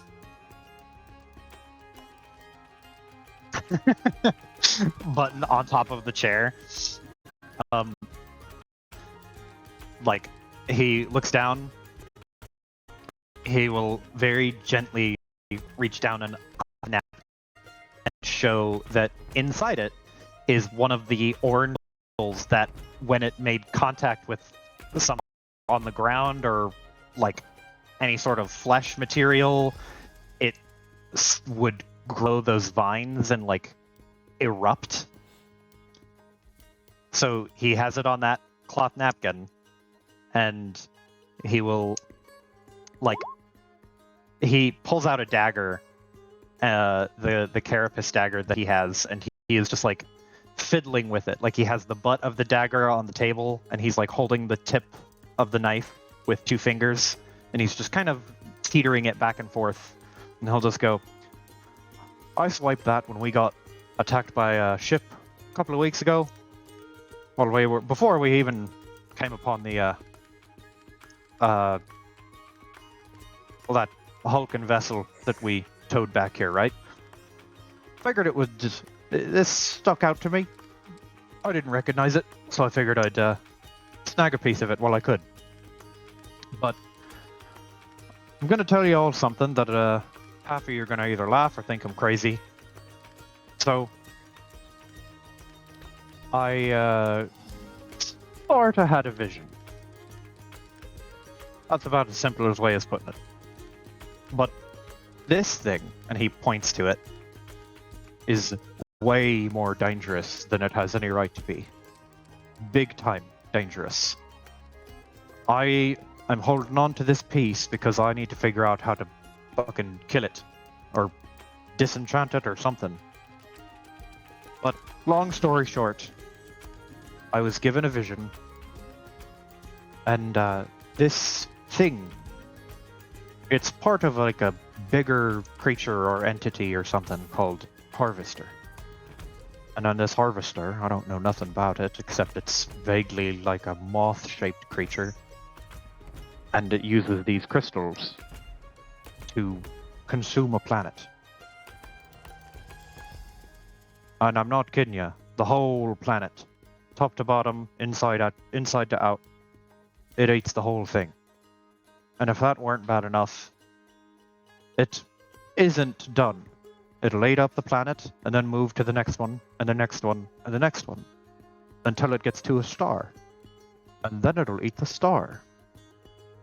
And then it'll eat the next solar system, and it'll just keep going. Until, and he, like, stops. He was teetering the dagger back and forth, and then he stops. And then, to punctuate his thought, pokes the dagger into the table and just goes, until it eats the whole sphere of wild space. That's what this does. And he points to the crystal again. All these refugees here, all those ships we saw in port, all of them from Toril or other places, that was, well, shit. That could be small peanuts compared to what it could be. Whole spheres just up and devoured by this thing. And if that weren't the fun of it, the best part is that when I asked this thing giving me a vision if it knew what the weakness of it was, it said it didn't know. So we're on our own. But there's the rub.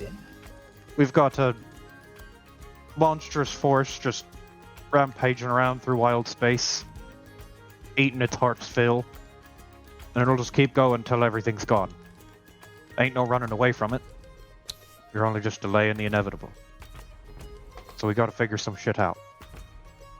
And we gotta do it fast. There's other people, I was told, that are doing the same thing. I imagine a lot of deities and other things of that nature and like are out there recruiting as best they can. So if any of y'all have visions, don't be surprised. And he'll look at Trixie and then he'll shrug and be like, that's what I was trying to tell you. It's a bit of a big deal.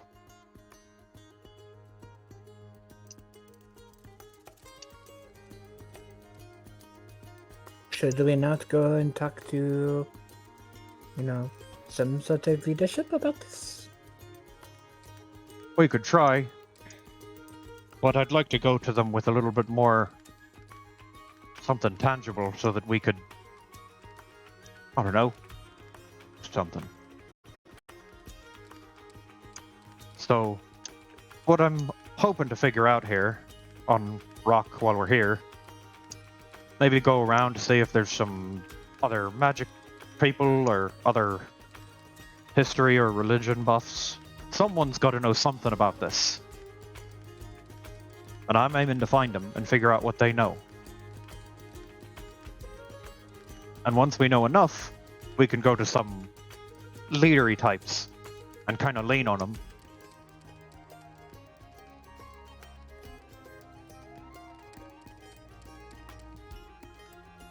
Yeah, works for me. Trixie takes a long drag of her drink and looks at Booker and is like, you do realize you sound pretty insane, right? He just like teetering the dagger back and forth, shrugs and just goes, yeah, I sound pretty crazy. What? And even if like what you say is true, right? You brought the thing that consumed the place we ran from to essentially where all the refugees from that place came. Doesn't having that thing here, like, put the rock at risk, too? Booker nods, and he will reach back down, like set the dagger down, and then carefully wrap it back up in the cloth As and he seal it. starts to wrap it up, Micken will just Mhm. like kind of like reaching towards it. What? Can I see it? Booker looks down at it and looks up at Micken, and very, very, like, calmly will ask Micken, what are you gonna do with it?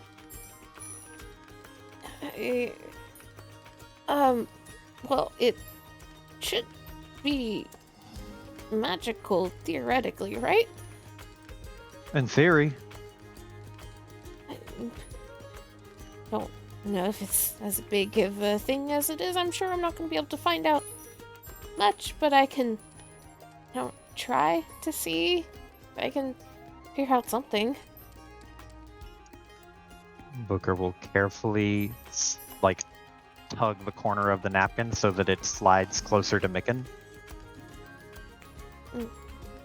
We'll take it and we'll kind of like settle into his seat a little bit more, kind of like pushes Ale to the side and start to examine this piece of crystal very, very intently.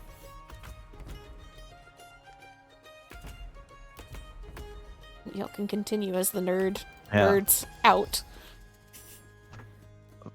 Booker will look to Trixie and address the comment, and he'll say, "To answer the question, yes, it's excruciatingly dangerous, but," he shrugs, "aren't you glad I have it? Because I don't know what it is, and we need something to work with, right?"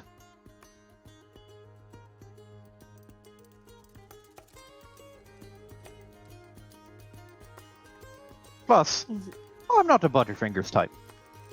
I'm not going to drop it. I'm not mad, but I'm also not particularly happy that you held on to them on the ship and didn't tell anyone. I could have put all of us at risk.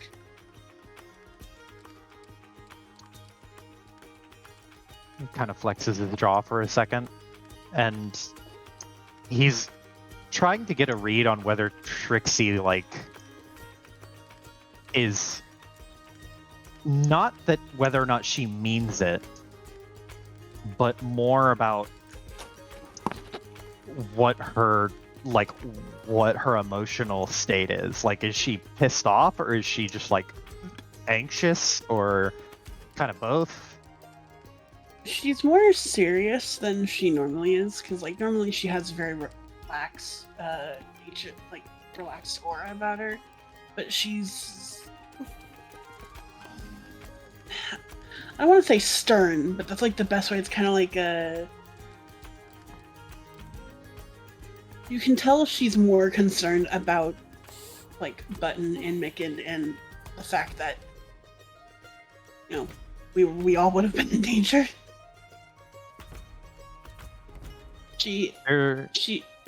From the time we've been been on the ship together, like, Trixie cares about her friends, so it's more their well-being. Booker, like, looks Trixie, like, is very obviously scanning her face, and he will. It's not a shrug of like trying to disregard what she says. It's a shrug of he shrugs a little bit and has kind of a melancholic look to his face, and he'll say, "You're right, it was kind of a risky call, but I didn't know how dangerous it was then, and, well, if I had to make that call again, I think I might just do just the same thing. I have a bit of a penchant for curious things. Kind of want to pick them up and keep them and investigate, you know? But with this in particular, knowing what I know now, I wouldn't have mishandled it. And I haven't mishandled it. So I do appreciate your concern for everybody else. It's important to keep that.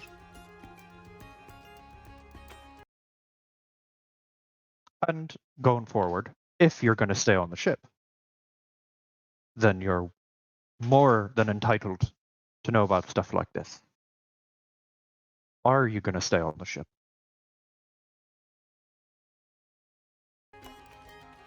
She looks to Micken and Button.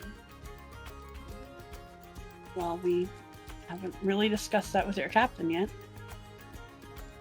He shrugs. Well, assuming Captain said it would say it's okay, would you want to stay on the ship? And kind of looks at Button too. I'm including you in this because I think I'm including you in this because I figured you would want to be in on it.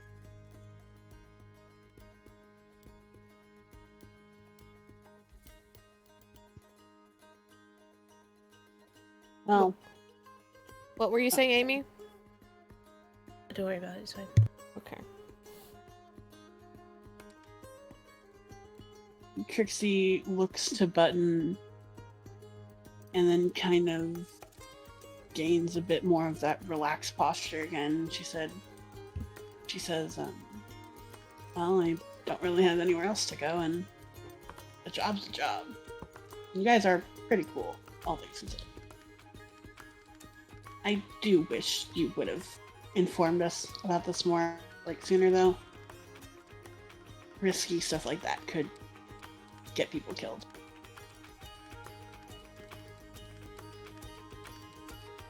Turns to Button. Button puts the now empty giant mug of ale onto the table.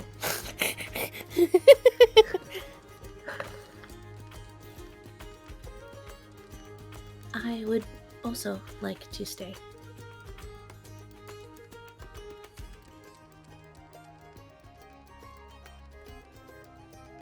Nod. I think at this point, the three of us are kind of a package. Yes, only if they are allowed to be here as well. Looks at Micken.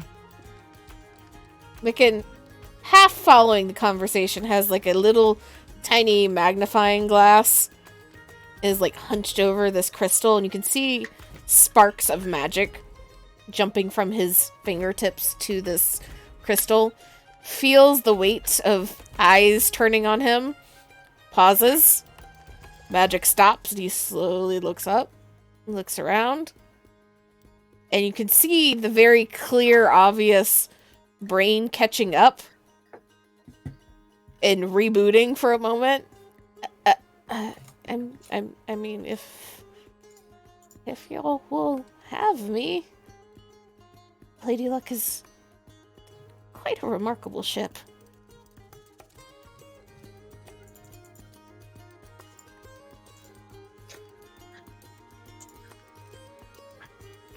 You heard that, Look- Booker? They said that we are remarkable.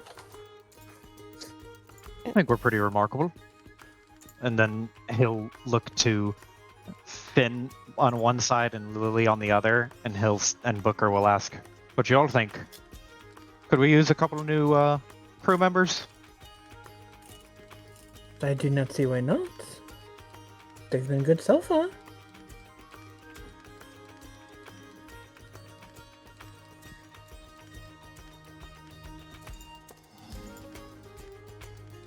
Well, if that's all we have to say about it, then it seems like it's a settled deal.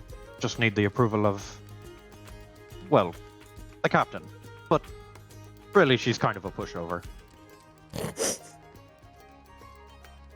I'm going to tell her you said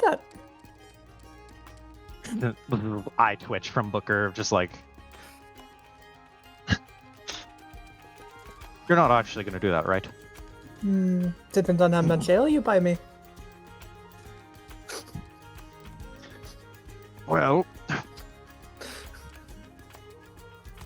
I suppose it is tradition. And Booker will reach into his pocket and pull out really like 5 gold. And just juggle them, kind of shuffle them around in one hand. Tradition says that every time we pull into port after a job, one of us buys everyone drinks. It usually ends up being me. So tradition kind of fell with me doing it.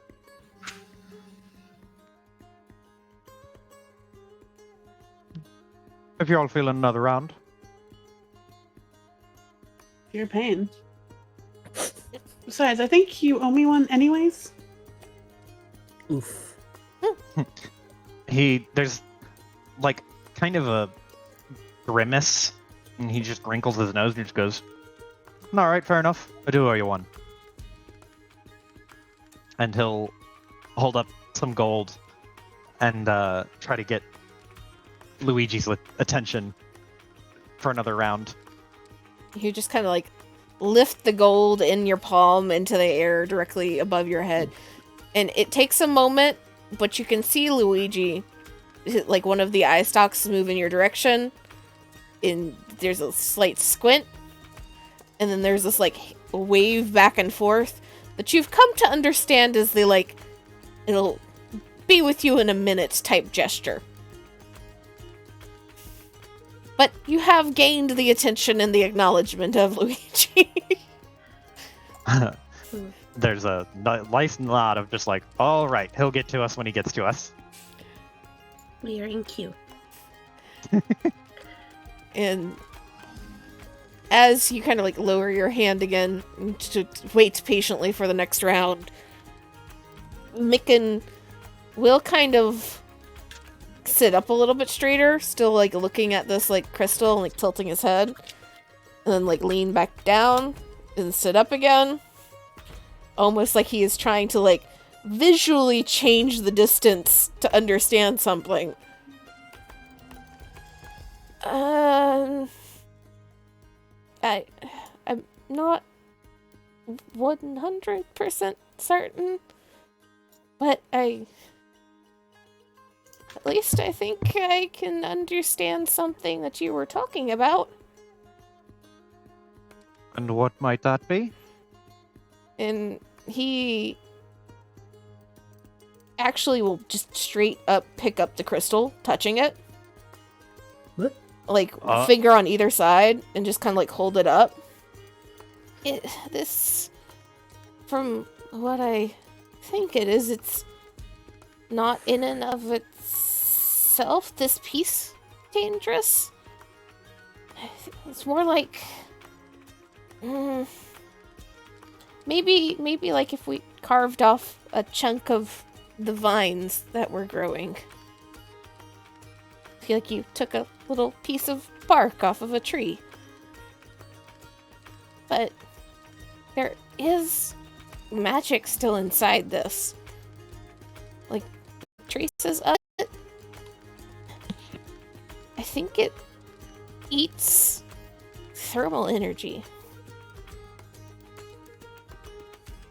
Eats thermal energy, huh? Like heat? From, you think, maybe like a planet? Or a person? Or a star? He nods slightly. I don't think it's, like... And he, like, gestures around to everybody. I don't know that, like, this, just, like, shaking the crystal slightly, would respond to heat from any of us. I don't think it's enough. But a star, definitely.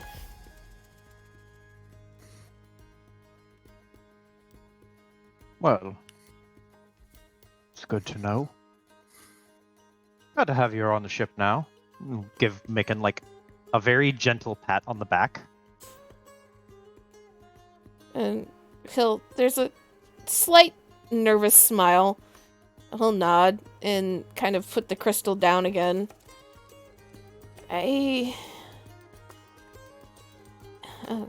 Unfortunately, I'm not versed enough in anything that is of use to get anything more specific, but I don't know if there's mages here or nearby that are a little stronger or more well-read or something. They might be able to help.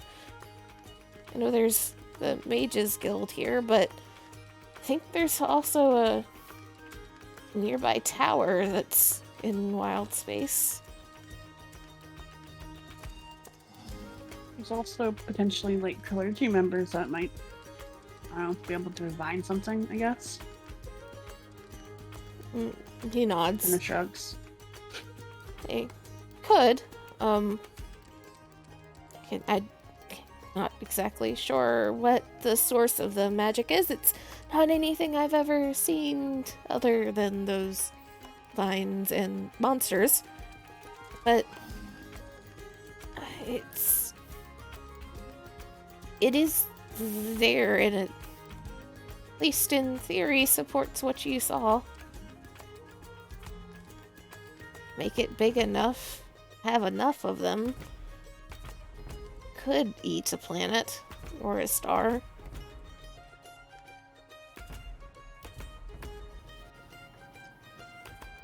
Booker, what? Do you know who gave you this so-called vision? He nods and takes a drink. I do know him. Technically, in a weird roundabout way, met him once before. I was figuring I'd pay a visit to a church.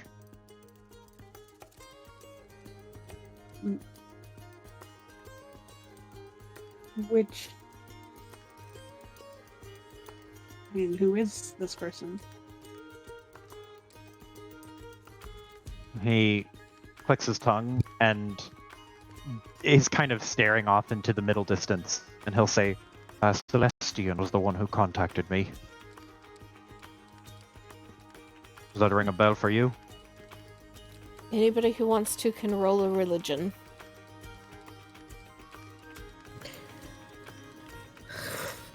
A whopping +1. Better than a -1. That's true.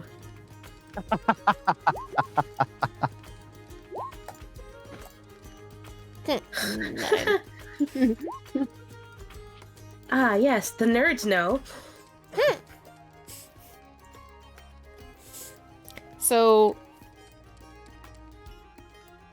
Trixie, you've not heard, like, Celestian does ring a tiny bell in your head that you kind of vaguely know that they are some deity, some powerful figure.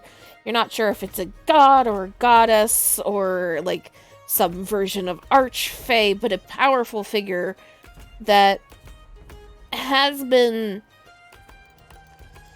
talked about in relation to some of the gods and goddesses that you are much more familiar with, being like lunar and solar gods and goddesses.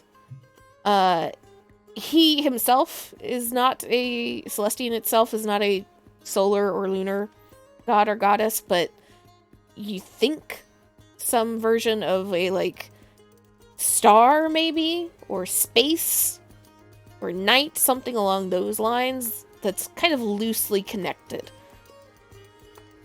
Button and Micken. Let me pull this up so that I am remembering my lore correctly.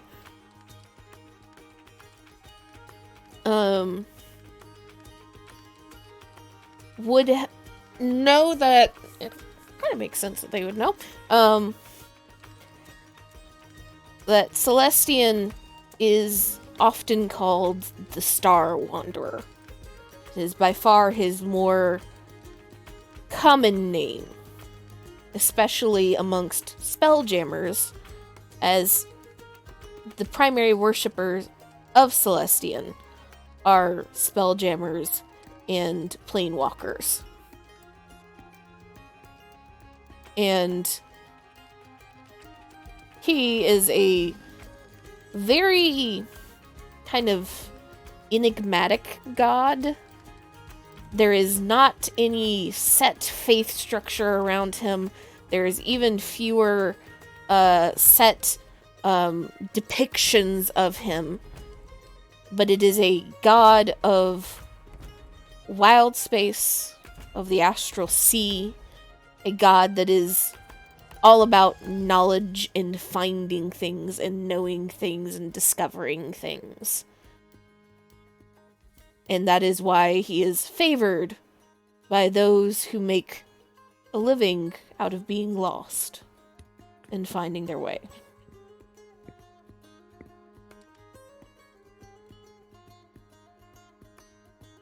And Button, it brings even more of a specific thought to mind as you reach back for your little map of Bral that you have been trying to expand upon. And you kind of skim it over again really fast. And you see in The Temple District. A College of Celestian.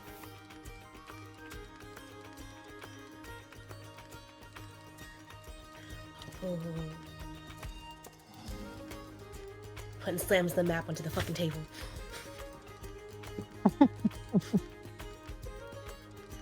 Ah, the Star Wanderer. That's the one himself. Star Wanderer. Sounds kind of familiar. Maybe I picked up on him from learning about the Moon Mother.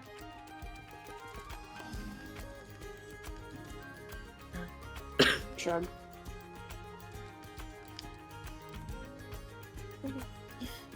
And Button will just like tug.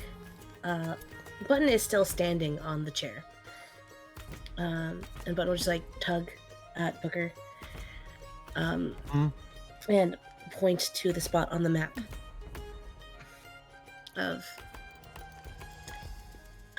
there might be more information here. The specific For you. label she is pointing towards is the Pantheistic College of Celestian.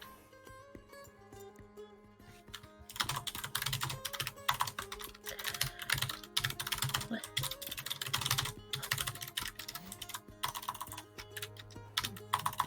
Do you need some spelling?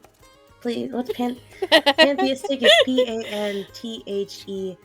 ISTIC. Yes. Okay, I got it. I heard a lot of backspacing. Thank you. Booker will see that pointed out on the map, and then read it, eyes scan over the map just in general, just to kind of get a vague idea of the route to get there. And then he nods and he'll pull out his little notebook and copy that down so that he has it as well. In a gesture not unlike you've seen from Nevalier. Or at least you had previously seen. Nevalier also did the note-taking thing. Mm-hmm.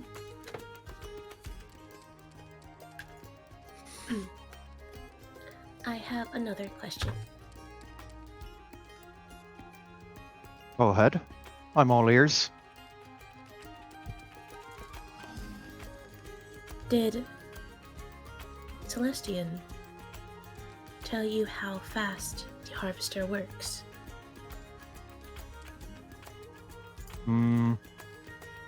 I don't think that was in my vision. No. DM. No. Yeah. You Booker, mean you think saw about it. things, but if it Mhm. truly went as fast as you saw, then that means that none of you would have made it off the planet. Mm-hmm. Yeah. So Booker just pauses to think and then shakes his head and just goes, "Well, I saw some stuff transpire in my vision, but it was all on fast forward. So I don't know what time scale we're working with here." Do you think Toro is already lost?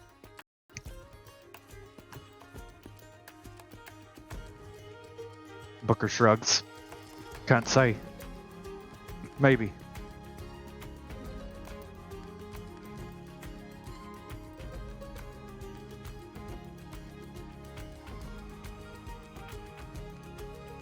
Did you know people on Toril?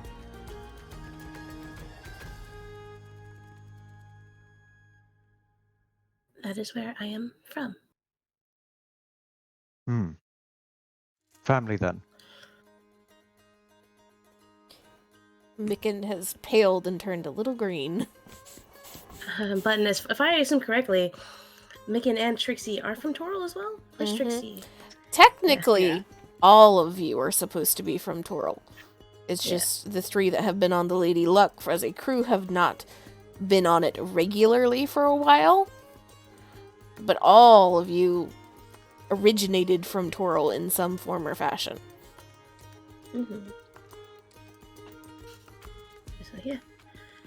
Trixie has a very stone face on her, or stone look on her face. as that kind of gets brought up. Now, let's not get too nervous about it. It could be that Toral's still under siege and we can save it if we figure out what we're really working with and how to get on top of the situation.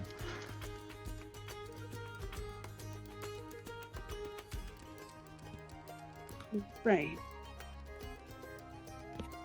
You said that you think other deities are working to fix this as well? I reckon there might be other deities involved in this, or at least other deity types. I know well enough that Celestian himself told me there were others who I could find who would be sympathetic to the cause on the Rock of Bral. I was figuring he didn't just mean his own church.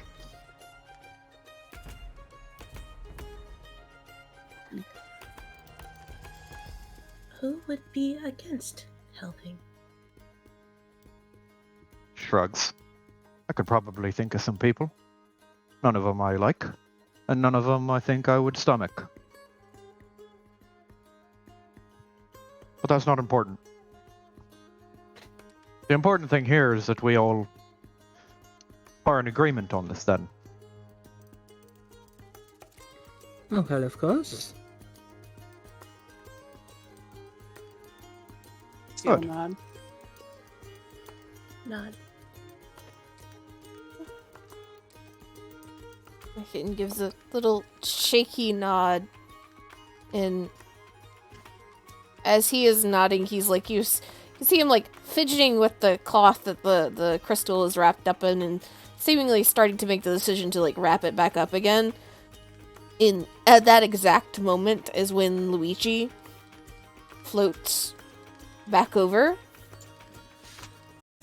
and you just hear, before you even really see, he actually comes up from behind Booker at this point.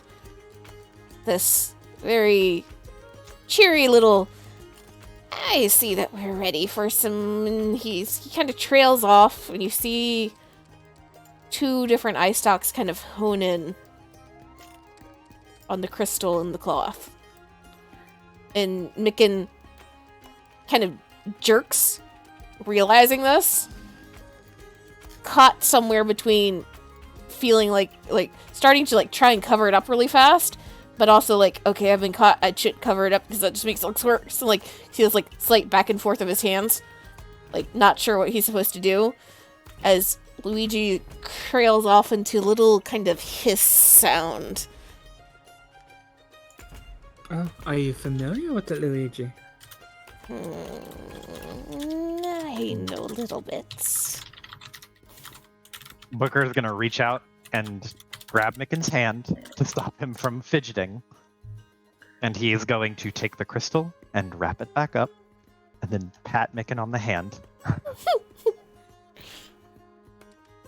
How exactly did you come to have that, Booker? And that is what was causing the refugees on Toro. Or why they left, rather. We came into it from a little bit of good luck and a little bit of bad luck. Ran into a ship that was covered in the stuff. They shot some at us, and this little piece here was all that remained of one of their little projectiles. At the time I didn't know what it was, felt pretty suspicious of it. But I didn't want to get rid of it, because better to know than to not. The rumors are true. Rumors about? And Luigi kind of sinks a little lower, moving essentially to be partially behind Booker, partially behind Button, in what you would assume to be the best attempt that he can make at trying to engage into a more private conversation. He lowers himself to where his main eye is roughly eye level with the table. Yeah. There's long been rumors about people and things from the astral sea come out, sweep into a wild space sphere, gobble up everything inside, the resources, the people, the weapons, sweep back out. Only a few manage to survive, the lucky ones that know how and where to get a ship, know how to get away. That's if they manage to survive wild space and the sea beyond. And it's... There were rumors about a particularly nasty group of elves that docked here nearly 2 weeks ago. Docked here and were escorted directly to the castle.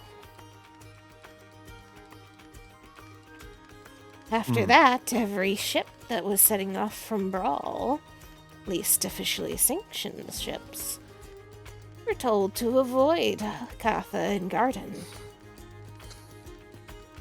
Or not Hakatha, Toril and Garden.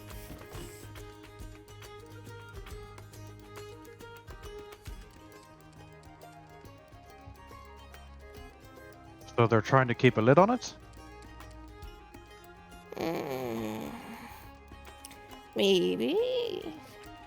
Maybe just cutting a deal with the ones that might give the worst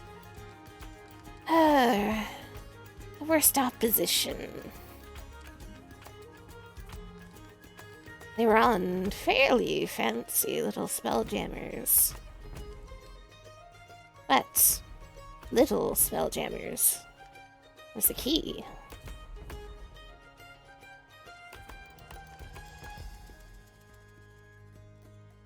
Do little spelljammers not get the attention of it? Or are they too small for them to break up or something? He is implying that essentially Bral has access to big ships. And these were small ships. Easier to prey on.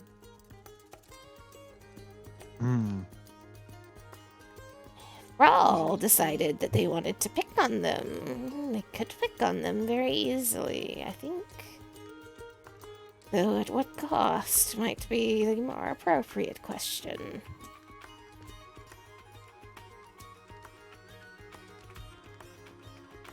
I think, should you be so inclined, and a eye stalk kind of lowers between Button and Micken, kind of towards the center of the table, and almost kind of comically, slightly uncomfortably, like twists and turns, almost like an owl turning its head all the way upside down. If you'd be so inclined, I do think that they left a small handful of their men on the rock.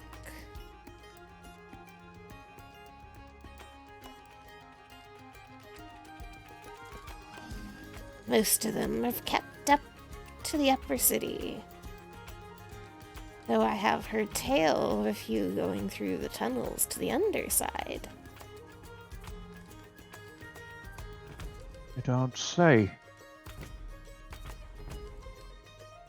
And the eye stalk shifts towards Booker. You can tell when they wear rather gaudy looking helmets. Look like they have wings on the top.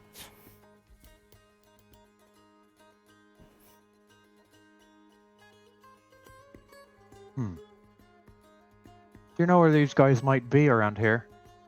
Not in the lower city. Nobody here will tolerate them. There's been more fights than I care to count. Though, every time the fight gets broken up, somehow it's the Bralian that ends up being in trouble while the elves just skirt away. No place will serve them, though. Certainly not here. Are you interested in them?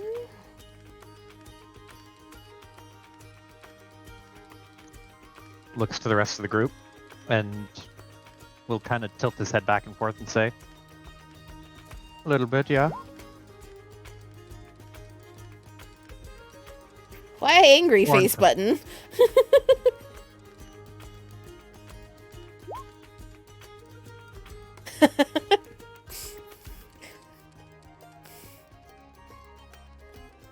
What does Button angry face look like? Red? You can't see it, actually. Slight red tinge to the gold eyes. That's exactly it. If you could see their expression, they would do the very, very slightest, like, movement between the eye. But Wait. can't see it.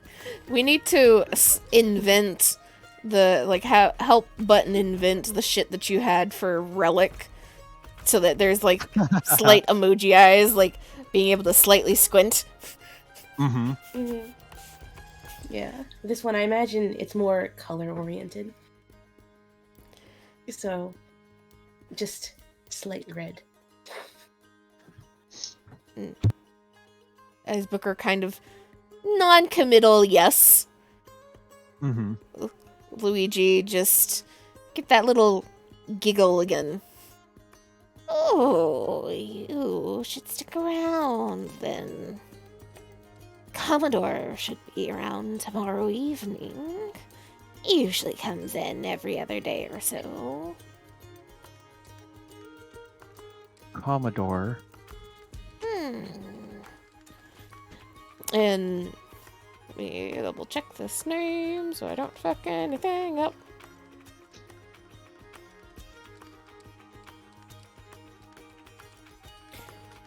You just get this like little hum sound.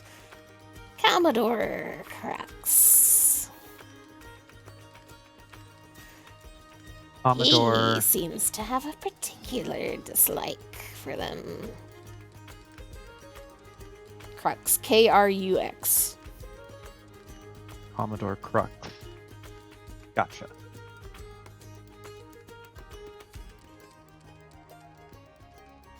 You don't say. And this Commodore Crux, do you know if he happens to have any favorite places to grab a drink? Oh, like I said, he comes here every other day or so. I think he goes to the Rock Rat sometimes. But I think he likes to blend in with the crowd more. Though I don't know how you can really blend in a man of his size. I should know. And you get this another little kind of weird giggle.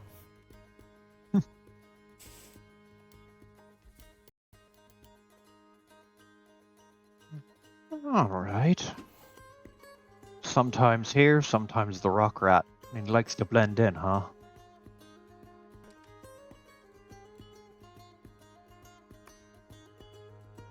Okay.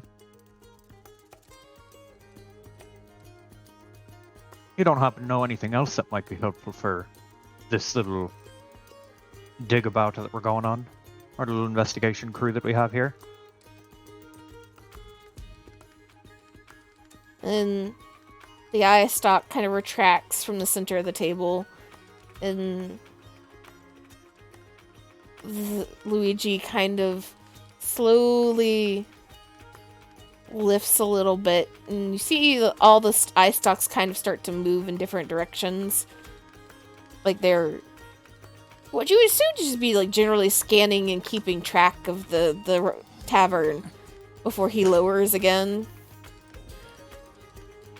If I tell you, you did not hear it from me.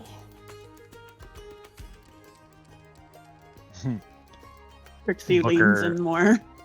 Yeah, Booker leans in as well and then just nods. I've heard that even if the prince is tolerating them, the underbarons are not. And he kind of pauses for a second, and two of the eye stalks shift towards Finn. You should talk to Miss Sandyfoot. Miss Sandyfoot.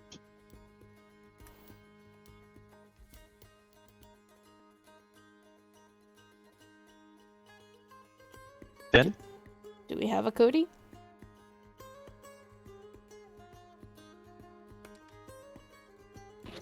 Dead. Cody. Okay then. It's fine.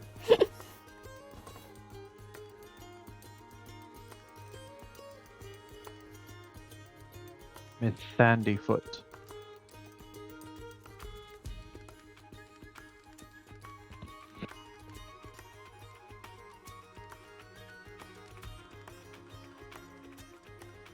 Okay. So we have a lot of fucking leads now.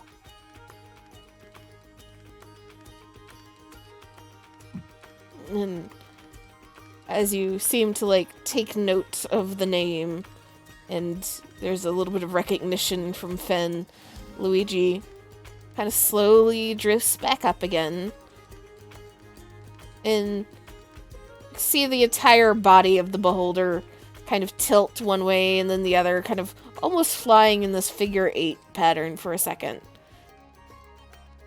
If you all want to try and do anything about this, I do advise caution. The paths this leads down will take you to places many think best left forgotten.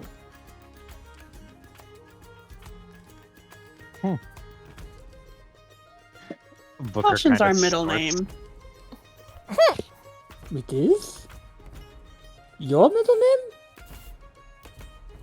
name? Our middle name. As a collective group. And just get this another laugh out of Luigi at this.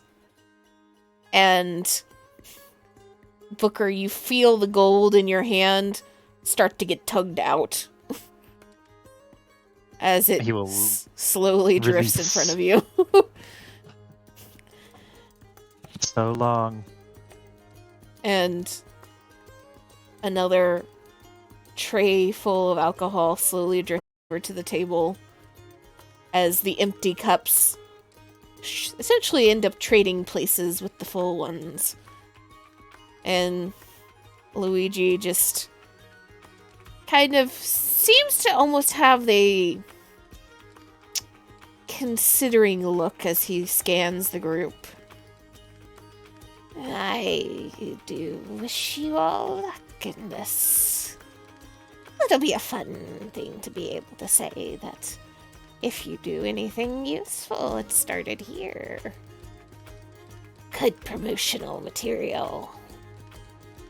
And he drifts off. Wow.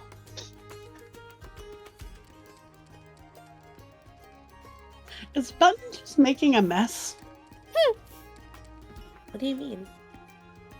Is Button's actually pouring it into their mouth? Yeah. Button is drinking. Huh. Button can drink? Yeah, Trixie would have never seen this before, actually. Yeah, okay, Trixie literally turns to Button, like, kind of noting that, like, can you taste that? Button, Where's it going? Button, I imagine that the ale mug is the size of Button's fucking head. So it's a giant fucking mug that they're holding. The standard size. But for Button, it's huge. And Button just like puts it down from where they were comically taking a sip while the giant ale was just like under their hat. So you couldn't see their face or head at all. But they just put the ale down when they were about to take a sip of into me? I don't understand the question. Oh, if I can taste it. I cannot taste.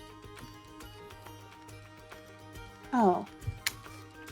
I thought you couldn't, like, eat.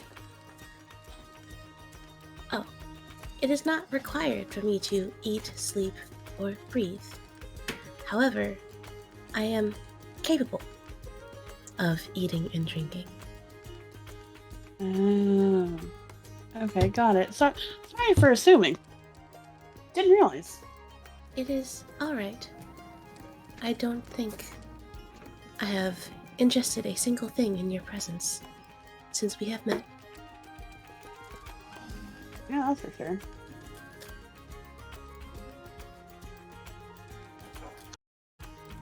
Does you just normally like choose not to? Is that the rub? Yes, there is no real need to do so, and I believe it would be a waste of resources. I cannot taste, nor do I need it. So I do not. But it's on Booker's time, so it's fine, right? That was not the intention. I wanted to partake in the social activity of having a round. Well, pleasure to have you along for the social engagement, I suppose. And also, this is what I have observed people do when they are stressed. Booker opens his mouth to say something, and then just kind of shrugs it away, and gives up. Just like, yeah, that's about right. Cut to Micken, who has drained like half a tankard while listening to Luigi and everything sounding worse. Mutton takes. I want you guys to know that, like, when I was saying that, Jeremy gave me my little like cup of orange juice, and I like took a sip.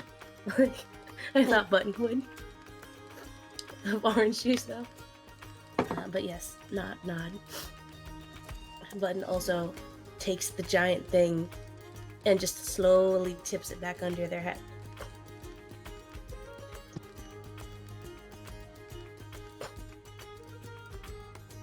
All right.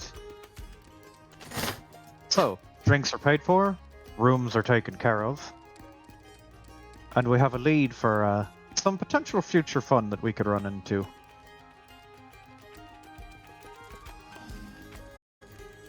Supposing we're going somewhere else next?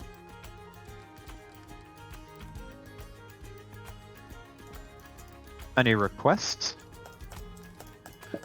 I have to be right back, but I would suggest we wanted to do like church stuff, right?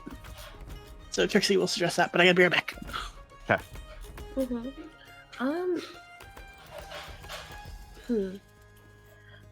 Well, I'll shift y'all back to the map so that you can see as well. yeah. Yeah. Button would tunk down the giant ale and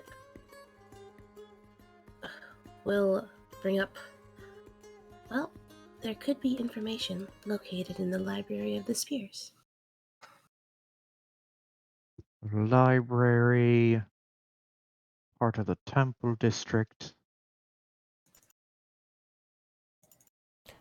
So, Library of the Spheres is at the very bottom of the map, towards the Am right. I right? Am I right that would have some information? Potentially. Potentially. Right. I just want to make sure that I'm not like, yeah, let's look for clothes at the soup store. Mm-hmm. So most of the church stuff that has been heard has been Temple District, which is up on the north end of the map. There, Library of the Spheres is down at the southern end of the map, down here. It's way down there. Micken has also suggested perhaps the Mage Guild, which is near the Temple District. Mm-hmm. You do know that generally the elves that have been, from what Luigi said, have been in the middle city and the high city. Is where they're being able to be a little bit more often.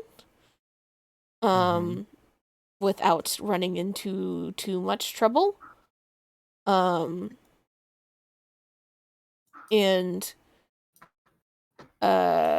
also wanted to go to Elemander's, which is along the way to the library. The arena is along the way to the library. And you do know that another potential place where there might be gossip to be heard is the Edge Tavern, which is also along the southern edge of the rock. Okay. The Rock Rat is very firmly in Lower City, on the opposite end.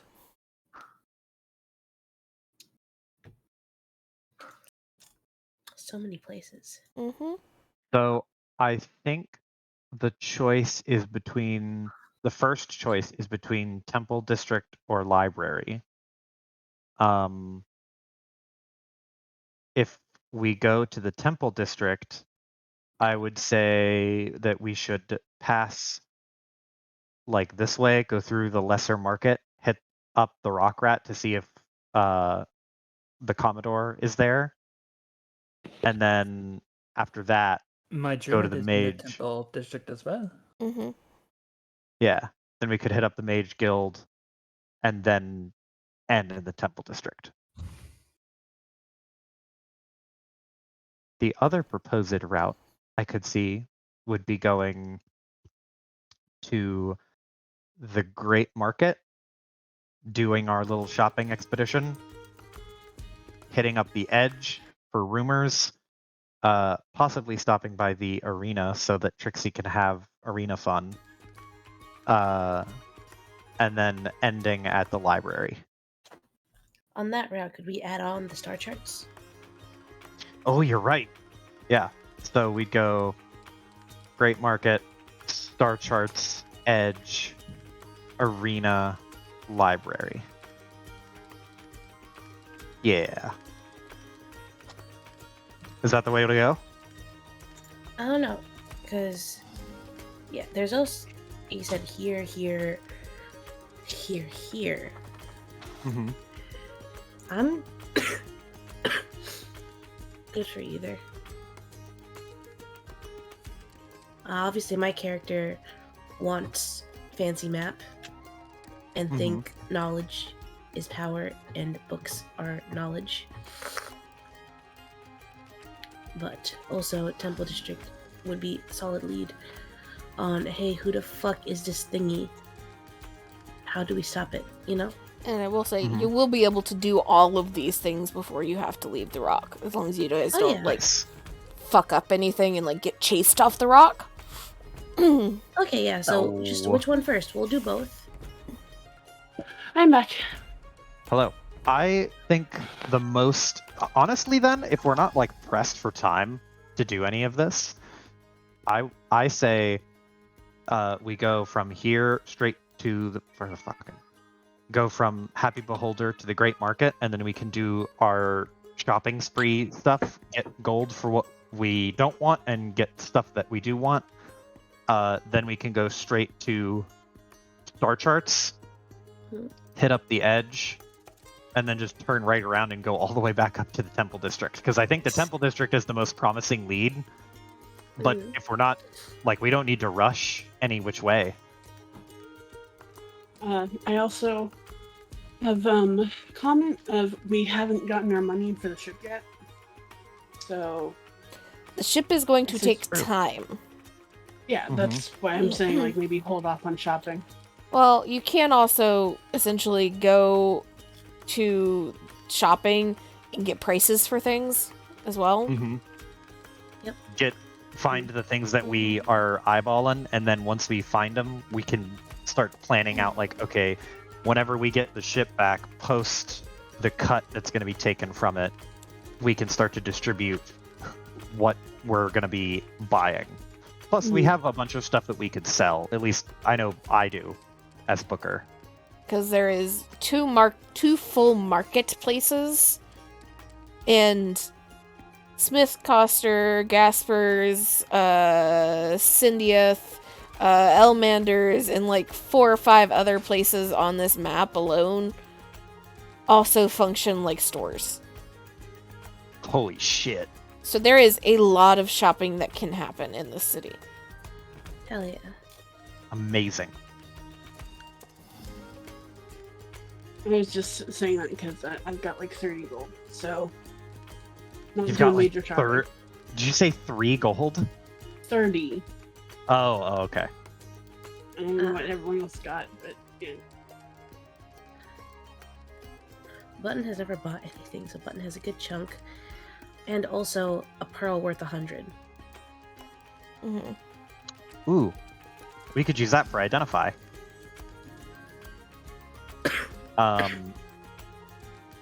I've got some of the monster stuff that we could probably sell, like the vial of blood. I've got, how much Mind Flayer blood do I have? Because I've actually got a lot. I have 2 vials of Sirlon blood and 4 vials of Mind Flayer blood and a Niyogi brain. So what I'm going to say, we're gonna call the session itself here. True, fair. And it sounds like you're wanting to start off heading out from the Happy Beholder, Laughing Beholder, to the Great Market next time. Is that what general agreement we have? I think that if nothing else, go there, sell stuff, and then go to the Temple District. That The fuck? was a paper phone. Agree? Crew? Yeah. We could always split the party. We could. Oh, please don't split the party in the brawl. Not right now. Because that makes me anxious as the DM. Not so much that, like, I'm scared that you guys are going to, like, cause trouble, which you can, but more so of, like, if you do that, there's a very strong chance that a session is only going to be 1 or 2 people participating. Fair. And then bouncing between the 2 different groups for a little bit. Yeah, I'd rather we don't split the party.